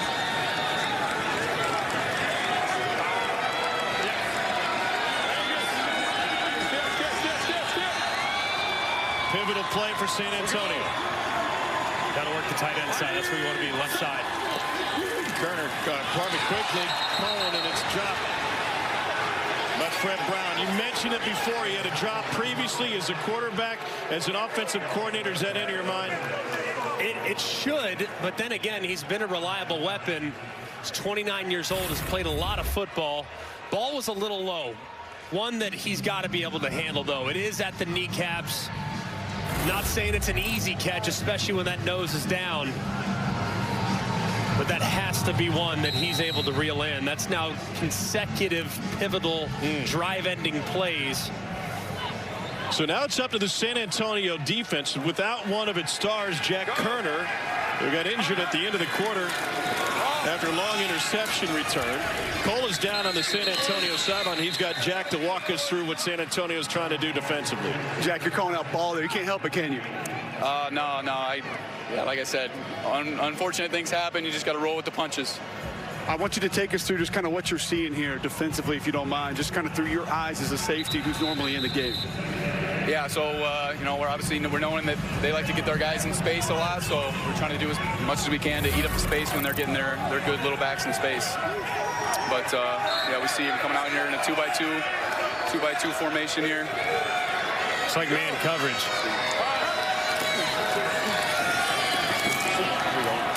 And Silver gets to the outside. They like to play based off of our leverage. So if they see us sitting inside leverage, then they're going to try to run out-breaking routes, and vice versa. If we're inside or outside leverage, they're going to run in-breaking routes. So that's something that we got to be focused on as DBs, especially when we're in man coverage. Is man coverage something you guys had confidence in playing in this game? Absolutely. We have confidence in our guys. You know, line up our guys against their guys, and we got confidence on our side. So just going to take a little bit more attention to detail and tighten it up. And I'm not worried about it, my boys. Take us through here. What you see? Here we go. There we go. Great tackle by Sean there. Great tackle. Yeah, they're trying to spread us out. Get, you know, 5-man box, but we know we got good guys in there that can make tackles. So unfortunately, you're not going to go the rest of this game, but I can tell you the entire defense was out there when you were on the field, and even Heflin from the other team, your teammate at Iowa, came over. How does that make you feel when you know those guys are that worried about you? It means the world to me. You know, those are my brothers. I treat them as such, and it just means obviously the world to me when that can be reciprocated to me, and that's why I won't go in the locker room and ice it up. And I need to be out here watching. I need to see that. Oh. I need to be out here for my boys. I need to feed off that energy. That's what's going to heal my knee up better than anything. That's leadership right there. You Hawkeyes stick together, huh? You know it. You know it. That's from the program, Kirk Ferentz on down. That's how he runs his program, and that's how we carry it into the programs that we go to. Thank you very much. Yeah, of course. Thank you. Great job, Cole. There's his teammate Jack Heflin, former Hawkeye. You see the brace on the knee. No helmet for Kerner. He will not play again today. We'll wait and see post-game what his long-term prognosis is. 3rd and 7 for Houston. 3-man rush. A bullet incomplete. Trying to fit it into Bandy. Did they go zone that time? That time it was actually man with a +1. So they went cover 2 man. There were 2 safeties really deep. And then underneath, they were playing man across the board. And when you have cover 2 man, he referenced the leverage, you play it inside leverage. That's why the outbreakers are your friend. That time they got fooled, and they had a guy for the quarterback run as well. It was just a good, solid execution there from Jim Herman's defense. Terrell Bonds back to receive. San Antonio needs something good to happen. We're late in the 3rd quarter. Here's Bonds from the 15. Fumbled it, and Houston had an inside path on it. Now they got to untangle everybody. Turned into a game of hungry hippo underneath there. Who came away with it? We got it. Wow. And Davis is able to recover it for San Antonio. I don't know how he got that. As you can see, the ball's muffed initially. It looked like, oh, it's still bouncing around underneath there. I mean, Ben Davis is nowhere near the pile, and there he is, gets on top, and then pulls it away immediately. Fortunate break there for the Brahmas. Brian Corey, the long snapper, had it right there to take. And Ben Davis played for Nick Saban at Alabama. And no matter your ranking coming in, he always pushes to his guys who want to make it to the next level. You better be able to excel on special teams. Absolutely. And right there, I mean, a little lucky, sure, that the ball bounced your way. But, man, as soon as he had a hold of it, that ball was going nowhere. They'll run it with Jaquez Patrick, who picks up 3 on 1st down.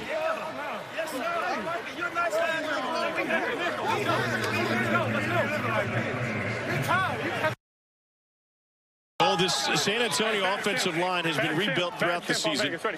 They have really struggled. How can Jack Cohn and play caller Jimmy Johnson help them? I think it's that quick distribution, Tom. Something Heinz Ward emphasized to us in meetings this week. Just get the ball out. Gets it out, and that's good for a 1st down to Akers. Pickup of 9. And that's a good play on the RPO. I agree with Cole. I mean, get the ball out quickly, but receivers got to make the play, too. I mean, there have been a couple drops today that are borderline inexcusable. Stable. Stable. This will be another run pass option where if they like the numbers to the right-hand side, he could run the football to the right.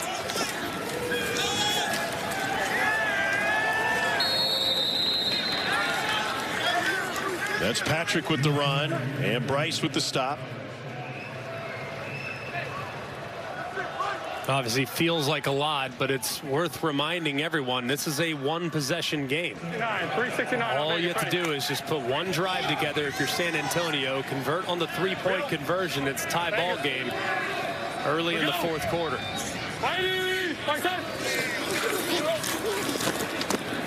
Over the middle to Alizé Mack. He's got a first down. Pick up a 14 that time. And an injured player for Houston as we approach the end of the third quarter. There's life for San Antonio. Down 9, which in this league is a one-possession game.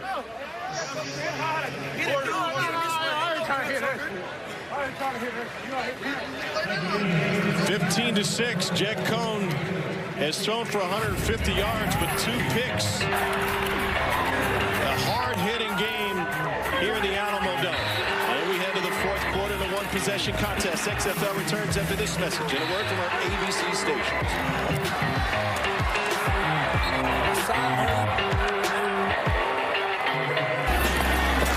Started this game with a huge goal line stop, and they've just continued to put pressure on the quarterback. Yeah, and they came into this game this week leading the XFL in sacks with 23. They continue to apply pressure, and they lead the XFL in interceptions. They have been very opportunistic. Wade Phillips, of course, has made a living for 40-plus years figuring out ways to attack the quarterback and make life difficult on him, and they've done that today. You see the 4 sacks already, but there are countless quarterback hits that Jack Cohn has taken as the Roughnecks pressure continues. We start the fourth quarter. Houston leading by 9. Cohn thought about going deep and said checks it down to Jaquez Patrick. How about the coverage down on the back end? Every time they want to go deep, it seems like either they don't have time or Houston's got it covered well. No, it's really impressive. They've been very disciplined at the second and third level. Those safeties, while it is an aggressive group in the front 7, meaning linebacker and defensive line, the safeties have been very disciplined. They haven't let anyone get behind them all game long.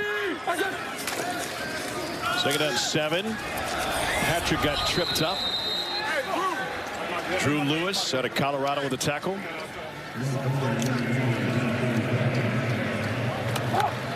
Let's go nickel, nickel, nickel. Let's go 7 fat. 269 dragon card. 269, 269 on Vegas. 3 yards, guys. There you go. Here's the same play.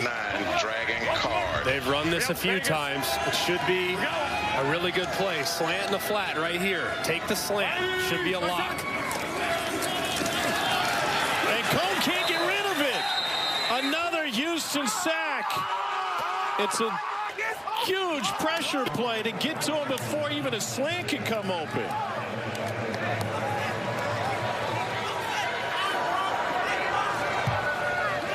And it was well covered, too. The slant took a half second to materialize, but just a really good job up front. You see the pressure off the right-hand side, not on the same page.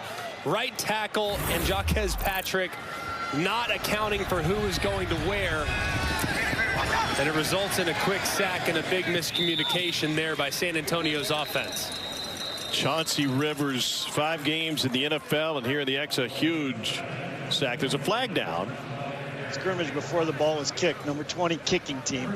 End of the kick is the 13-yard line, so they can have it at the 18-yard line or out of bounds inside the 35. The ball comes back to the 35, so that's where we're going to go from. You left early. Number 20 kicking team. Illegal motion. Number 20 on the kicking team. Downfield illegally. This 5-yard penalty will be added to the end of the play, which is a big touchback. The first down for Houston returns at the 40. Instead of kicks out of bounds, and so they'll bring this thing all the way out to the 35-yard line. Our Sunday night baseball matchup tonight is the final of a 4-game series between the Padres and the Braves in Cobb County. Ravi, Eduardo Perez, David Cohen, and Buster Olney with a call on ESPN. Also available on ESPN Deportes and ESPN Radio. Our coverage begins at 6 Eastern with baseball tonight. Sunday night countdown. Padres have won 2 of 3 in the series after a Braves walk-off on night 1. Silvers swings it out. And Max Borghi stays in bounds and found some room and takes it all the way down inside the 40 on a tough 21-yard run.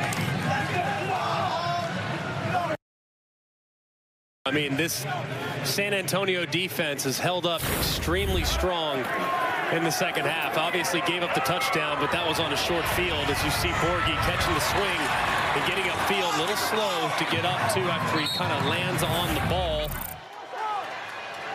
And you have to wonder, is the dam about to break for the Brahmas defensively? He had 365 pounds laying on top of him on that tackle as well. Pickup of 2.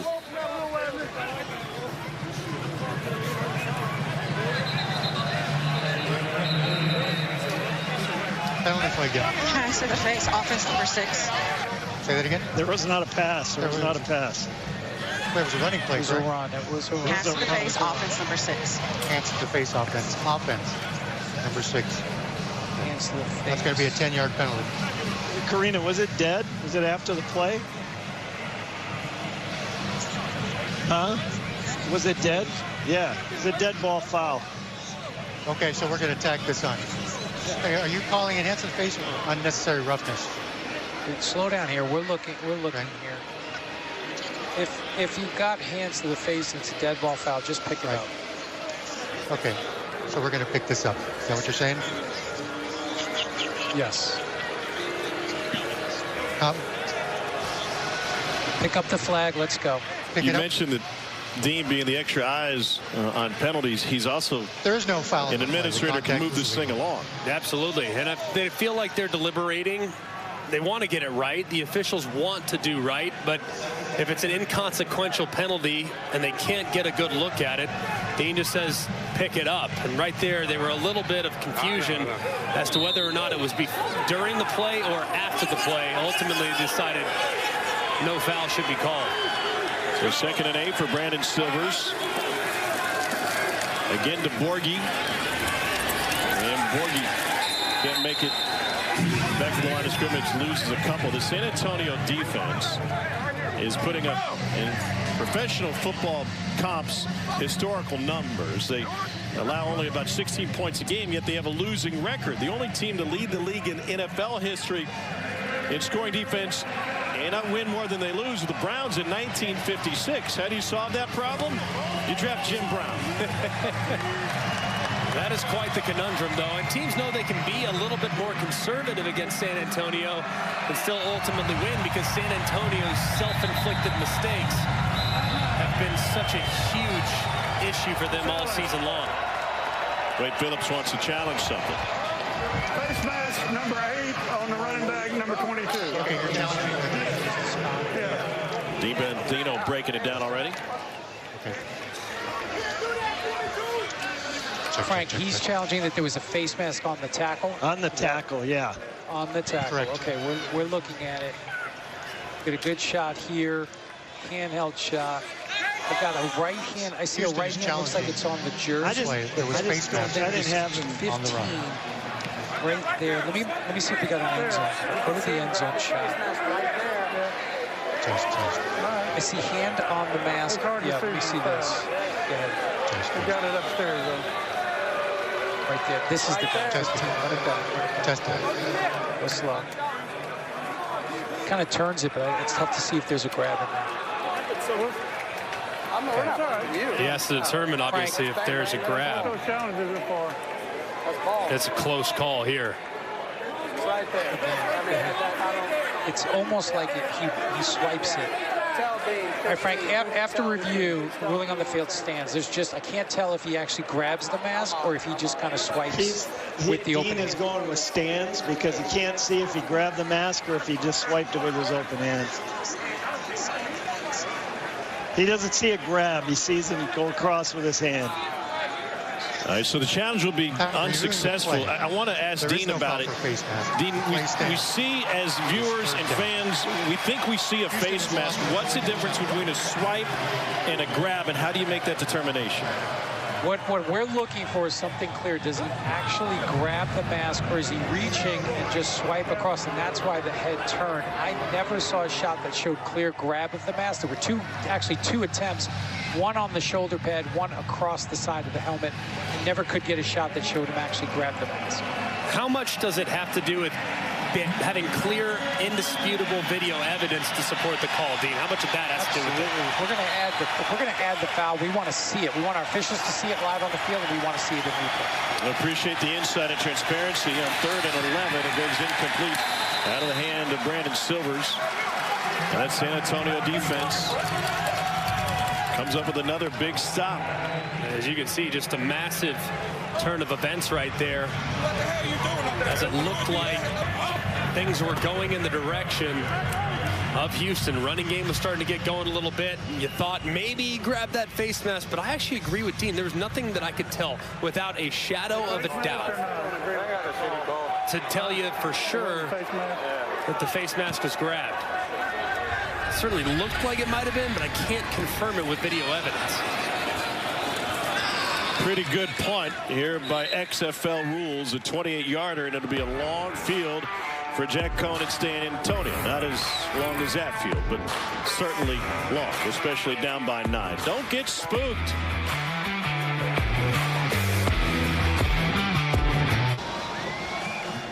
Let's take a shot right here, Jimmy. Mighty! My son!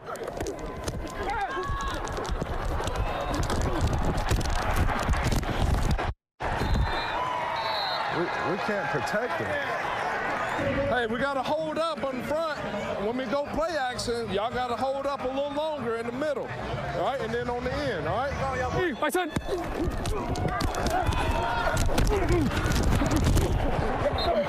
We can't block the soul, man. Defense that leads the league in sacks. Game flow. And they have had a bunch of injuries up front, dating all the way back to training camps, so they are doing their very best, but ball has to come out of the quarterback's hand. Jack Cohn has to understand that, and the receivers have to understand that as well.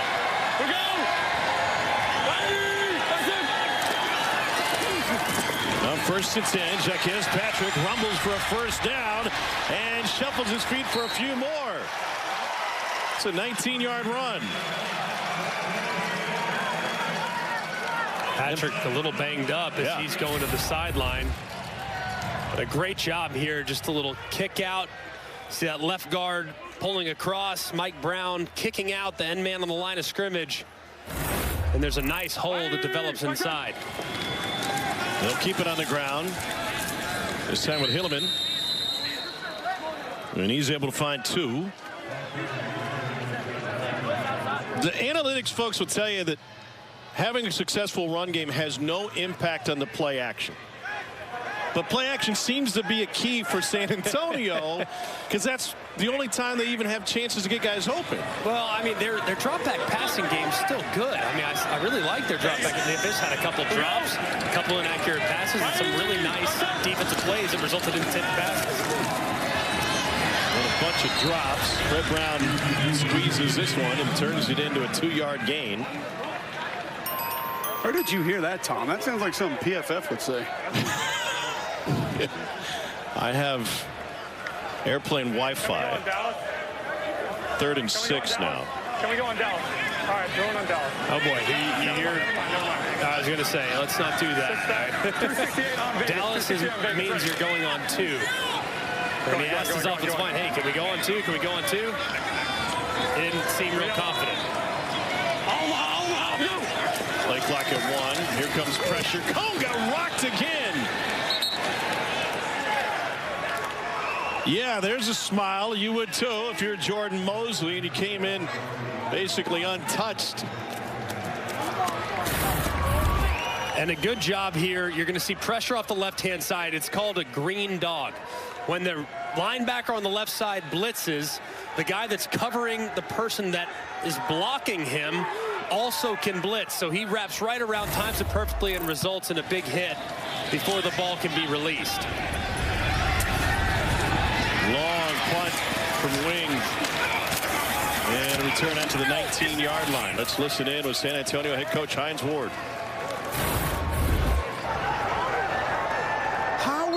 sacked on quick game. Punt. That's so crazy. We're getting sacked on quick game. Now, they have gone to the well on that play probably too many times. They run slant. First time it was wide open. The second time it was wide open. The third and fourth time that they've run that exact same play on a similar down and distance, it's been covered up, and the pressure has arrived before he can get rid of the football. So they need to have some type of adjustment off that where they show the slant, and then he turns it into a double move, fake the slant, and then he goes right behind the defender. But they got to promise that they can hold up the protection before you can call someone like that.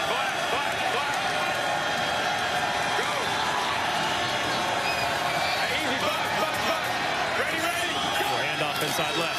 Delonte Scott was ready for it. Did you see him hop before they even got the play call out?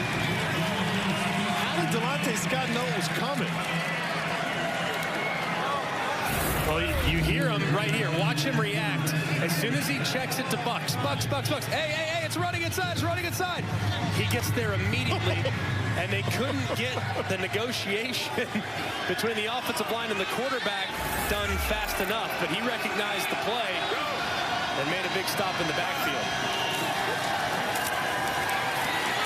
They almost got the Silvers there. Now, deep ball incomplete. And there's a flag back at the 25-yard line. Number 6.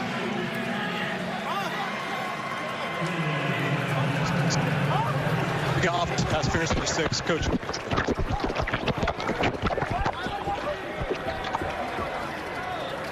So that's what he's calling. You're going to see right there.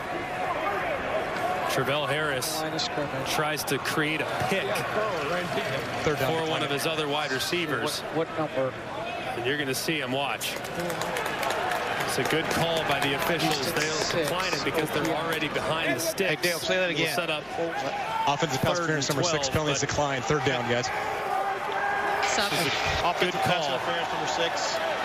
Based on how things are done. Watch right here. He kind of tries to get up and get in the way of the defender, and they were able to call it. That was a good job there, identifying that. Now they'll set up the critical 3rd down for San Antonio's defense.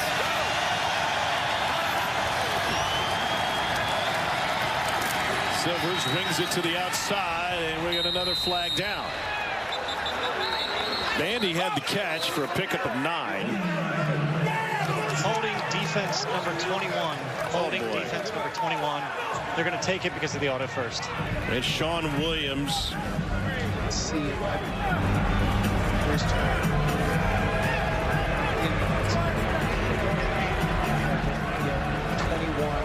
Hines Ward can't believe it. Nearly to the midway point of the 4th quarter, had a chance to come away with a big stop and get the ball back. Yeah, that's a killer right there. Especially when you're off the field, 4th and 4. Let's go. Now you have to bounce back as a defender, a defensive back in particular, very short memory. Grab a guy's jersey, results in an automatic 1st down. Coverage team still has to be good, obviously, to get off the field to give your offense a chance.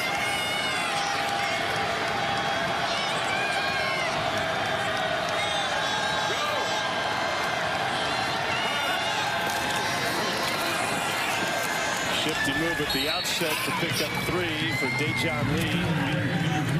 Pardon me, Bryson Haleen. A.J. Smith, the OC. Give me trips right, red 14. Trips right, red 14. Here we go. Trips right, red 14. On ready.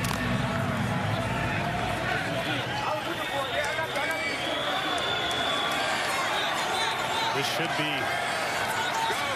get a chance to throw this one down the field. Incomplete and no flag. Trying to find Salter. And quickly another 3rd down. Give me blue check, Spurrier, Z-switch corner. Blue check, Spurrier, Z-switch corner. Blue check, over ready.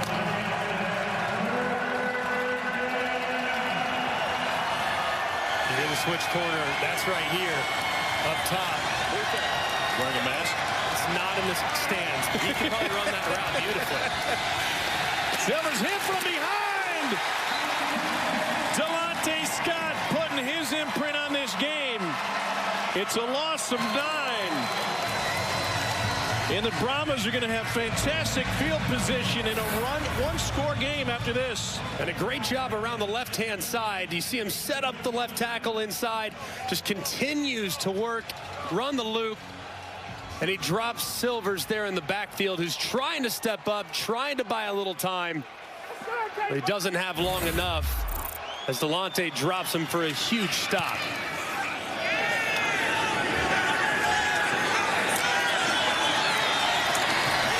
Landon Akers turns upfield. We got a flag on the play. And this will be a hold back at the 42-yard line, a 51-yard punt. 18 on the return. Flags on the ground. All this official communication sometimes sounds like air traffic control as they get it settled out. Outside ground. Accepted. 45. Dean, we need a spot. 40 is your spot. Minus 45 is your spot. During the return, holding, return team, number 1. Huh? But I'm saying, like, if we making So the Brahmas will have it move back just a little bit. But with 5:44 to play in regulation, they have a chance to make this thing interesting. The XFL returns after this message and a word from our ABC stations. And all he can do to find some access with Delonte Scott. All right, Delonte, 2 big plays for you on that last series. First, take us through that first down. When you knew it was going to be a run play, what signaled that was going to be a run you were able to jump and make the stop in the backfield? Just the stance of the O-lineman. You know, the tackle, he'll be more up on the line, more square feet. And obviously it's going to be a down block or it's going to be a base block. So it's just I just read him, and then I just go to my next read key, and whoever got the ball, and that's what my next assignment is, and just got to go back there and make a play. How did you get to the backfield on the stack to get the ball back? That whole series, well, honestly, I mean, a couple series, I've been working this tackle, getting my rushes, just staying faithful to my rush, man, not giving up, just keep working my moves, taking whatever he give me. That rep, he gave me the outside, so I went ahead and attacked his outside, spiked his hand down, come around, get the quarterback, try to get the ball at all costs, wait for the quarterback. That didn't happen, but I got the sack, so it got us off the field. Our offense out there, we're finna go get this touchdown. We're gonna win this game, and that's what we came here to do. So, thanks, Delonte. That's right. Thank you. That's great hustle by Cole Kublik and showing his best side. No limp, though. Impressive. I'm glad he's okay after bending over backwards, quite literally, to get that interview. Didn't know the size was better than the other. Oh, there is. 2nd and 12 after a loss of 2.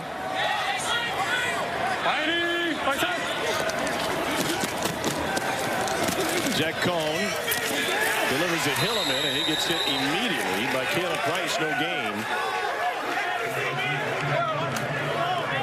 Chris Button, how about the Houston defense? Yeah, they're glad that last drive was sustained a little bit from that San Antonio penalty, allowed them a little breather. They were gassed coming off the last time. And by the way, our guy, Trevon Mason, who had the interception, not going to play in the rest of this game. I asked him what was the matter. He said, I told you my hip hurt. Selling it. You got to get back out there, get another pick. He didn't have a single interception his entire career at Arizona. And when he set up a touchdown here today, Hilliman couldn't squeeze it. And that leaves 4th and 11. Mason out of the pads and everything. Hopefully he'll be all right for the stretch run if this thing holds. Yeah, messed up that bite read. Houston's obviously going to be punching their ticket to the postseason. So San Antonio forced to punt it away.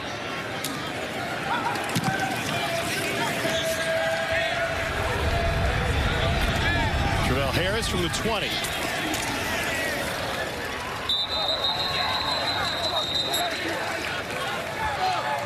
The 9-part docuseries Player 54 gives you an all-access look at XFL players and coaches. Episode 6 premieres Thursday at 5 Eastern, 2 Pacific on ESPN2. All episodes available on ESPN+. Cole McDonald, a big part of it, talking with Danny Garcia and Dwayne Johnson during his tryout. Thank you.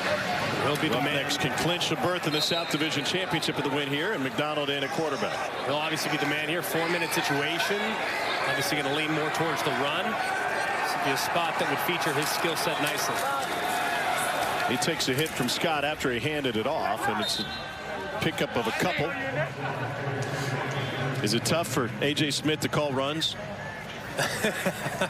If you do too much of it, you'll get kicked out of the air raid family. So, and make sure we get this down. Give me Chicago.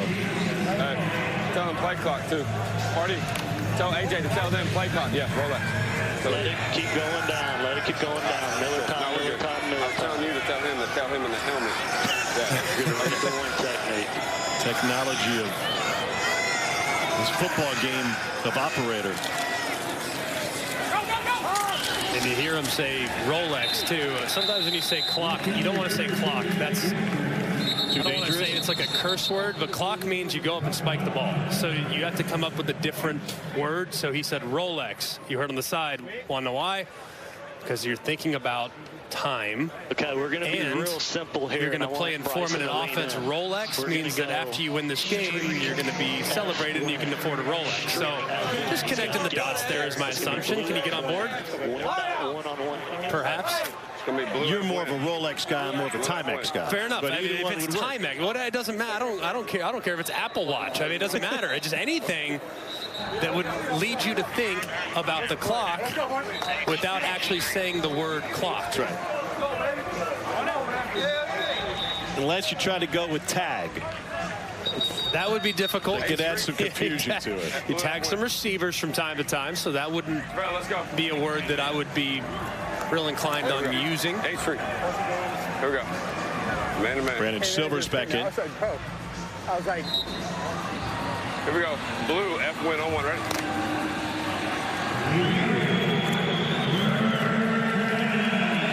So here's your F right here. Looks like they're just going to give him an option route. Sounds like they're willing to throw it in this spot. Against man, they got a chance. That's Cedric Bird. Silver's looking the other way, and he's intercepted! San Antonio back in this game with the pick by Cameron Kelly. Everything was cool and comfortable, and now it's gone sideways for Houston.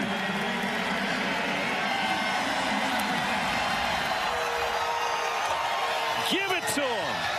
And look at that guy in a sombrero. Second pick of the season for Kelly. Such a critical error here. You're late throwing it to the sideline. You're looking inside it initially, and then you try to get rid of it late. But immediately the defender's going to be able to drive on it. And San Antonio looked like clock was about to strike midnight, but now they have new life because of the mistake. Offensive line holds. Cone delivers. Caught for a first down. Landon Akers with a gain of 15. Cole Kublik. Cam, take us through what you saw on that play allowed you to get the interception. We was in man. I just was trying to guard my man. Turned around. God just threw the ball right to me, basically. That's what it felt like. You make it sound way too easy. Man, it ain't that hard. You just got to work. Thank you. Yes, sir. Thank you. 2 picks on the season. They both come against the Roughnecks. Patrick straight ahead.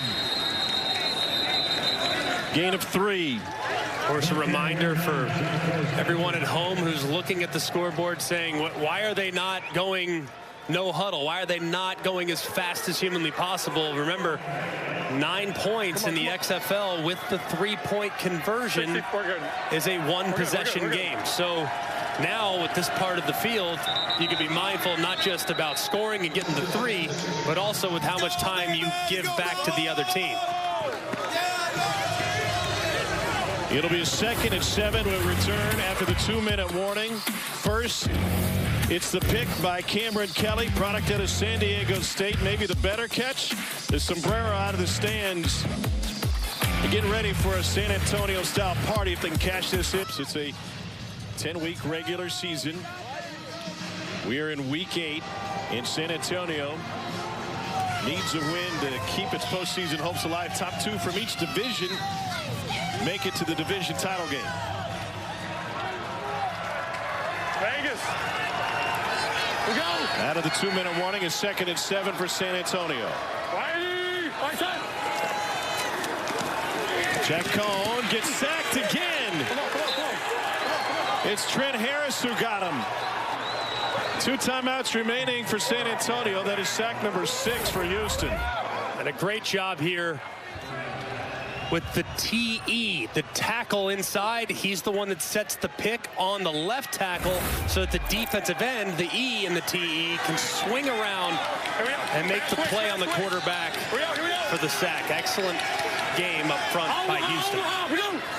9-point deficit is a 1-possession game. Patrick on the screen. Takes it down to the 20. Gain of 7. 4th down coming up. Clock still rolling. And now they'll use a timeout.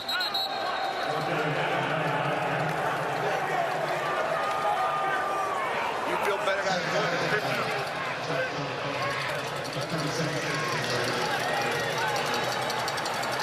For all intents and purposes here, season on the line for the Brahmas. Got to expect with how they've played up to this point, you've got to be thinking pressure. I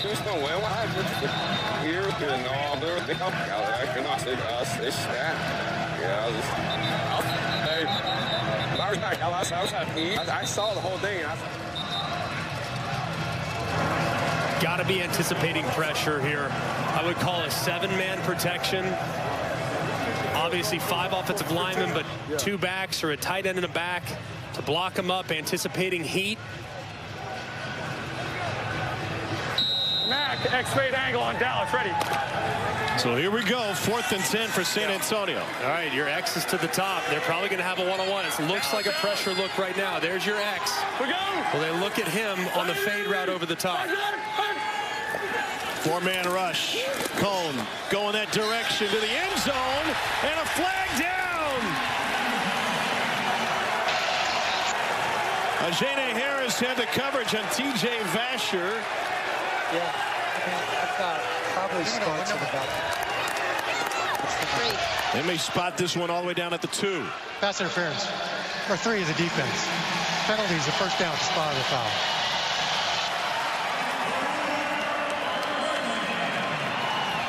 Vasher a little banged up at the end of that route. He'll come out of the game. It was a great look. They had the matchup they wanted, one-on-one. It was a well-thrown ball. And I think if not for Ajene Harris grabbing at his jersey, it might have resulted in a touchdown. Here's Patrick. He is in. Touchdown San Antonio from 2 yards out. And now the Brahmas will have a chance to tie it with a conversion for 3 points.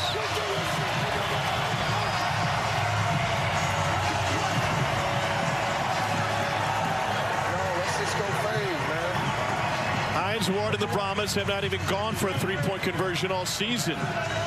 He was asking for a fade. Remember, T.J. Vasher came out of the game a moment ago. He came to the sideline. Tom shook his head, said he's good to go, and Hines had a little talk with him before he sent him back in. Cone wants the play call again. This to tie the game. We saw our first overtime game last of the league in St. Louis. Be on tap for another. Play clock already at 4. Here comes pressure. Cone hit. Throws in zone and intercepted. Tolentino with the coverage on the back end. And with 1:07 to play, San Antonio only has 1 timeout left. Good news is for San Antonio, 2 options now. Obviously, great touchdown here by Patrick, mowing through the line of scrimmage for the touchdown. And then the failed two-point conversion attempt as they overheated one side and double covered the slot. But now you get the option, 4th and 15, or an onside kick. And based on the conversation right now being had with his quarterback coach, you have to think that it's going to be the offense that takes the field for the San Antonio Brahmas. 4th and 15 conversions are 2 for 8 in the XFL this season. This will be San Antonio's first attempt at it.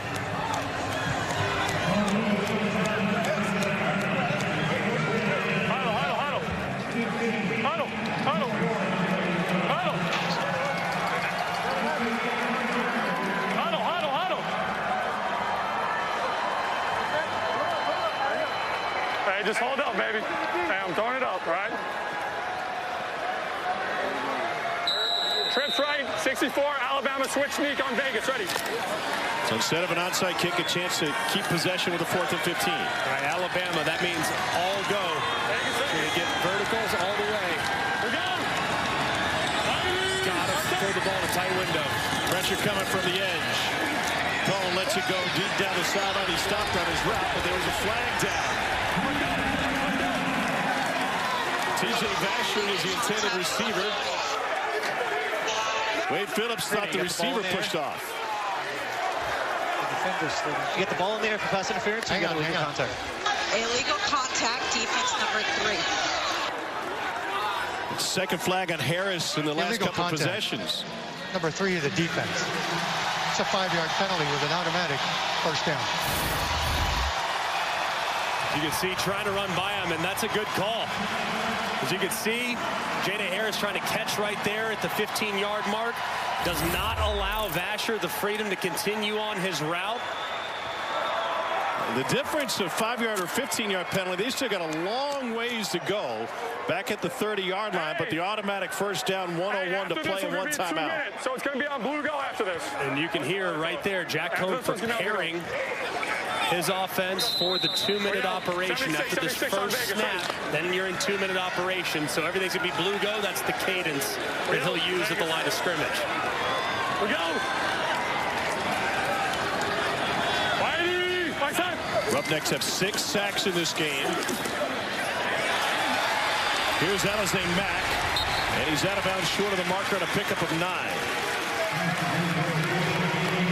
Remember, Romo, the kicker for San Antonio, he's already attempted 1 from 59, so about 20 more yards to get to where you start thinking about field goal range. 2 makes for Romo today. Second and 1 run with Jaquez Patrick. And he takes a pass midfield. 14-yard carry. They'll spot the ball, and Cohn's going to clock it.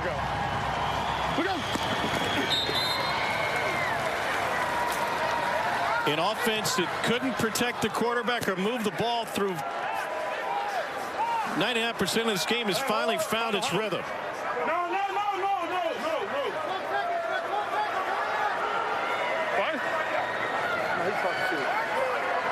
They clock at 20. Hey, we go. We good. It's in the middle. Let's go double left. Let's go double left.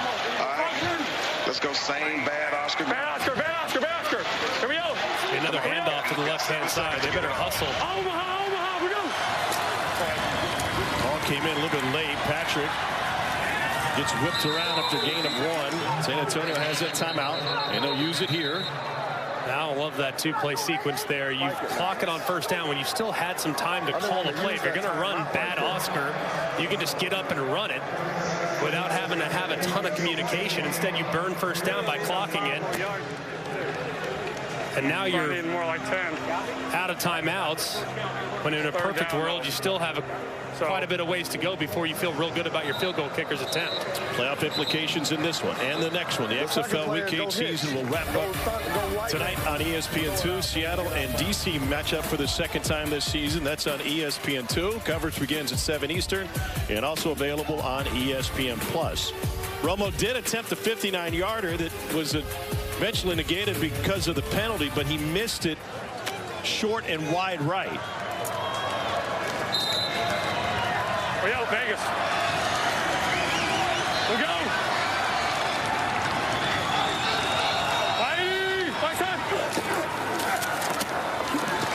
Cone going to try to scramble, and it gets forward. The ball came out.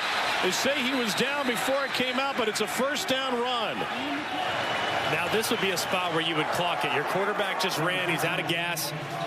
Now you clock it because you're already comfortably within field goal range. We go. Cole, you had a chance to chat with John Parker Romo. What did he say about kicking in here in his range? Well, before that previous play, I asked him, what yard line do you need to get to? And he turned and looked back out on the field, and he said, we're close. Well, then this should be good, huh? I would think so. You're good to try it. I don't know if you, let's not put the cart before the horse here. 54-yard attempt from here. Tom, you said 59 a couple of times. He did follow up, and he said, just get me inside 60. I think we're good. Okay. Get out, JP. Adrenaline might be a little greater at the end of the game. Can't afford to take a sack, obviously. 31 seconds left in regulation. Blitz coming. Batted down, and Cone bats it down a second time. Yeah, that was close. Tavante Becker with the tip. They bring the pressure, try and knock him out of field goal range. And a good job by Cone. Smart play, huh? Man. That's right, but you have to alert your field goal unit of a possible hurricane field goal situation. So 25 seconds left. If he's tackled inbound short of the line to gain, your field goal unit has to run onto the field immediately to attempt a field goal as the clock expires. Pressure from the edge. There's Alize Mack, who's up. Now you got to go. Hurricane, hurricane, hurricane. You see the towels in the air. Hurricane. Saw this at the end of the TCU Iowa State Baylor game. Excuse me. Hurricane field goal operation. Clock at 8-7. It's from 49 yards with 5 seconds left to force overtime. It is good. 1 second left on the clock, and John Parker Romo delivers for San Antonio.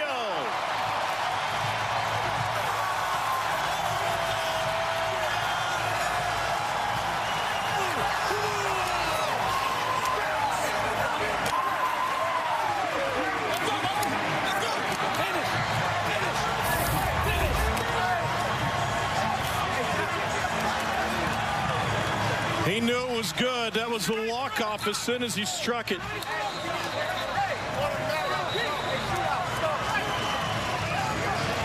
Hines Ward knows what's on the line.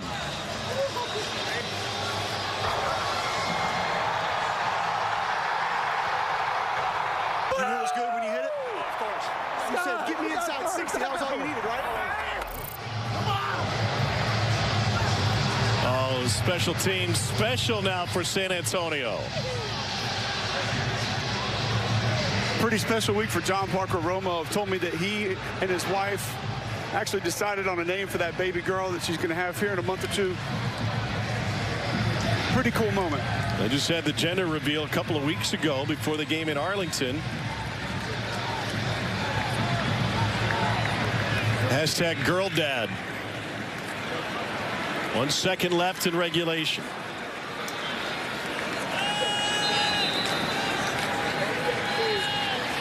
And then we could have our second overtime game of the weekend. Unless Houston's got a river miracle here. And that is a full head of steam. And a move to the outside, but nothing doing for Dejon Lee. Now this sets up one of the great overtime setups that we've seen. Let's bring in Dean Blandino to walk us through it. Fans just saw it in St. Louis, but Dean, for folks who haven't seen it, walk us through the rules. So the rules, we're going to have alternating tries from the 5-yard line. San Antonio, the home team, will have the option to play offense or defense first, and then we'll just have a try from the 5. If they make it, they get 2 points. If they don't, they get nothing. We'll go 3. If we have a winner after 3, game over. If not, we'll keep alternating until we get a winner. 2 overtime games in back-to-back days. How about that? It's kind of like penalty kicks. Right, McElroy? That's it. As you could see yesterday, in the game involving the Battle Hawks. They converted their first 2 attempts. There was a penalty on the last time they favored the fade. On the opposing team, and next thing you know, they're off and running. Kulik. Coach Ward, just kind of take you through your mentality now. Everything that's happened over the course of this game. Now you go to overtime. Where's your mind? I want to go win it, man. Listen, we got 3 tries. Defense is up. Alamo Dome will get rocking. We'll see if we can hold them to 0. Thank you, Coach. Appreciate it. If I were Hines Ward, I would somehow figure out a way to delay this as long as humanly possible to let all these fans here in the Alamo Dome to run to that end of the field as quickly as possible. Yeah, the players, G-Mac, on the sideline are trying to direct them all down that way. Yeah, hey, come down here. We need some crowd support. I like the effort. Chris, what's going on the Houston sideline? Completely shell-shocked is about how you can describe it right now. They're frustrated with the penalties, the lack of calls that they say. We're seeing people pushed around on the sidelines that they thought should be called. Frustrated and shell-shocked. Alternating tries from the 5. Round 1 of 3, and they bring pressure on Silvers, and it falls incomplete. Drew Beasley put him down. He wanted a shot to the face, and that'll be San Antonio's turn to try to go up 1-0. Something that Houston's defense did to San Antonio actually a little earlier in the game. All-out pressure. You see Beasley on the right-hand side. Nothing too high. It's a good clean hit there coming off the edge. So 1X for Houston, and San Antonio can take the lead. Explode, F-Flip, Zach. 377, Z-Go, max fade on Vegas. Ready. Loudest but loneliest in the building. They're trying to get a one-on-one up top.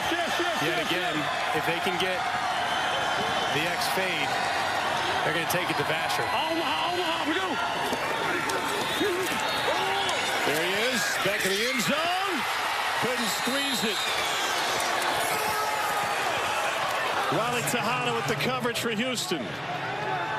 Both teams fail on the first try. Do we have it over here? It was a well-thrown ball. It looked like Vasher was going to be able to reel it in. Almost did, but a great job playing all the way through it. And ultimately forcing the ball incomplete. But it was a heck of an effort there by Vasher. Second overtime in as many days in the XFL. Cole McDonald now in a quarterback for Houston. One play from the 5.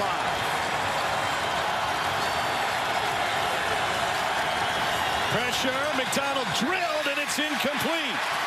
There is a flag. Tenny Adewuse put a hit on McDonald.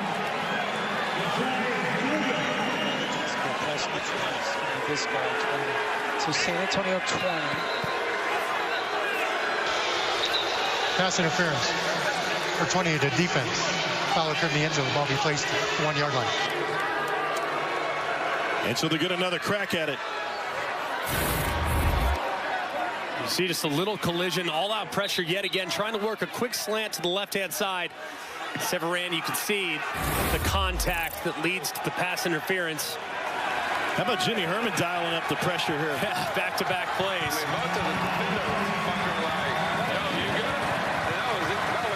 One would assume pressure's coming again right here. McDonald in a quarterback again.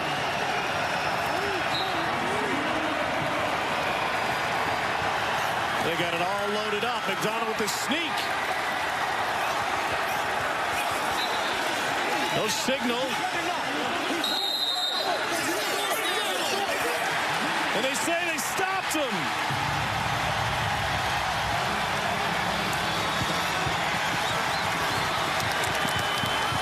Dean Blandino trying to sort through all the bodies on the goal line back in the command center. Sure here. Okay, my far handheld is not on the line. And the call on the field is so important too, because it's so difficult to overturn. I'm going to go to confirm. When it's that chaotic along the line of scrimmage, it's hard to see exactly where the ball is. So the call on the field's massive because you obviously have to have indisputable video evidence beyond all doubt to overturn. It's so hard to get that when you have that many bodies around the football.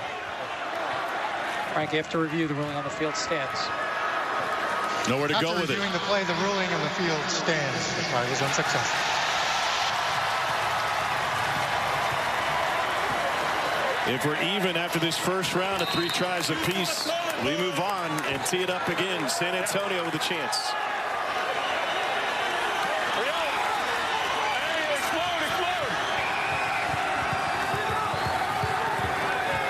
Trying to get another fade to Vasher up top. No, stepped outside leverage. They wanted a false start, didn't get the call, and it's floated and intercepted, so a failure on that try. Trent Harris with the hit on Jack Cohn.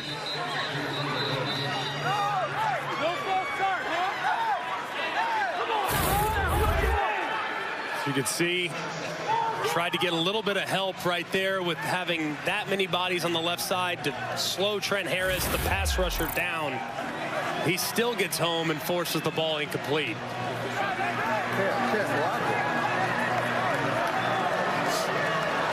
If nobody scores in this first round, then it goes to alternating possessions and sudden death.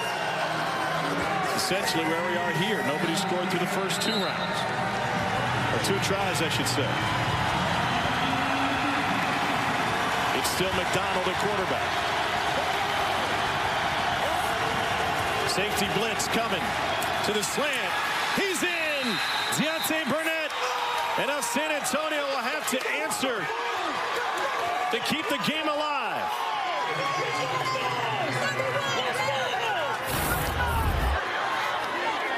And you can see they go with a little bit of a switch rotation, all-out pressure yet again from Jim Herman and the San Antonio Brahmas.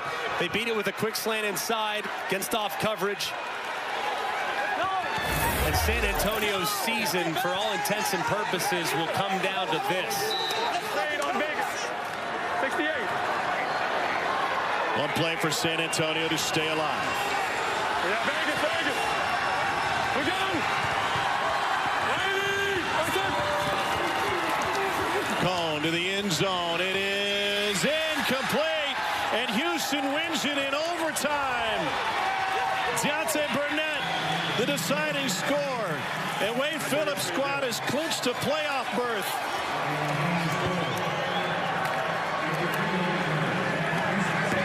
What a thrilling finish. Our second XFL overtime game of the weekend.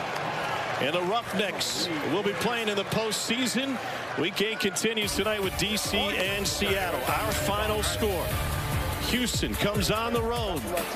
Wade Phillips' team sweeps Hines Ward. It's a 17-15 overtime win. ABC World News tonight, or your local news, coming up next to most of these ABC stations, except on the West Coast. This has been a presentation of XFL on ABC. For Greg McElroy, Cole Kublik, Chris Budden, Tom Hart, have a great Easter weekend, everybody.